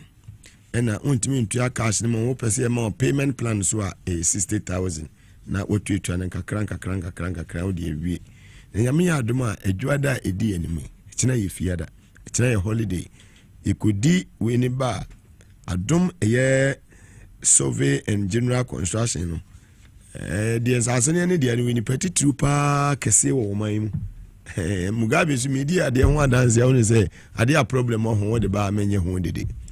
Inti Mamma Pens, as you do what Sassini means who are denta and an empatemo, one come to Muyam. Yakupon Eya Duma, Mugabe, if you are there, Kono, me baby be movie beer, come eda at the Amaya and a her for and a yen a tear for. Customer bear me and son, listen, who will be a crowd, become one. At least I free bay. Nami Aduma next week may call National Lotteries Authority. KGL. Sa contract no illegal. Now I will read section 4 of the your friend is saying Lotteries Act, no? Act 722, no? Section 4. Or say a person or an entity other than the authority shall not operate any form of lottery. Mugabe, KGL makes not less than 10 million a day. 10 million Ghana cedis a day constantly. Ghana gets nothing. Yes, that's no. That contract that was signed by the board and Samir Wuku, giving NLA's duties to KGL, no. What is the new state capture. What is no. You see, I just give them some benefit of the doubt sometimes so because let's move there. We will. The fact is that so from Monday NLA from Monday KG. What was that? 590 no. Onu nature. And no kase on nature. And we try now 10 point something million Ghana cedis. Ekodi bottom. And it's around to force is a routine. If you next week you call MLA Hobeye you could be soldier because a could be a solo. I was say I did your man Diana KGL papa any pamian or the board so under Kufadu. Oh yes no I mean that's how Alex that your bag and he couldn't even afford a sonata and also didn't afford a sonata that's also got a private birthday no now you want to me money or say you want to me I sent to be dear to an anado they were there you Kufadu no be were there. And you best show pictures. So I just want us to be a board next week. Michelle, platform you find your manager publication because certain man here discusses state capture. No, sir, Lister has gone. He has delved into another arena. This one is too serious. It's a scandalous idea. Oh my God. Say no, omu make 590. No, omu cha. Na omu sika omu benyano. No ma catch Ghana say oh fani say no munya be 10 point something no ma be you know catch Ghana say oh you nya be say 200,000 per into mo so 50,000 now how do you operate a country like this when it is illegal so section 4 Mugabe me di manu si me say kai section 4 me nya lawyer ni ba me na cha MPP lawyer ni bia section 4 let's say no person or entity other than the authority shall operate any form of lottery. Shall what? Operate any form of lottery. Monday we know afeni ebesa. Monday press conference. After press conference no. We are moving ahead straight to make sure say KGL contract no abandoned by force we so twem. Yes, we so twem. Randy Abe, CEO of the Kokobo, and Madam for Wahab Suleiman. Me chiamo wiawe.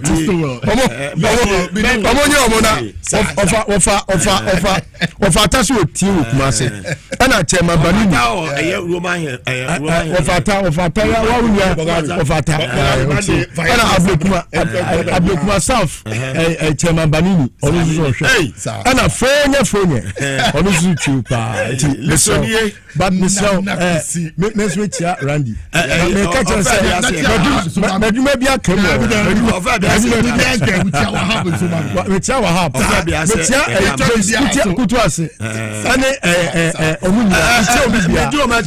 came news for number brome it aya na mdi mu bisie obade na dom ye kira mo ntemenka memenda be makwasi adama Monday aluta continua e wo KGL yibe buma hey ijane be se ho ama ye mpeko ye mpewo bi ya call ye be make sure say ye reset aya na mdi mu be se ma mu nyina mo anything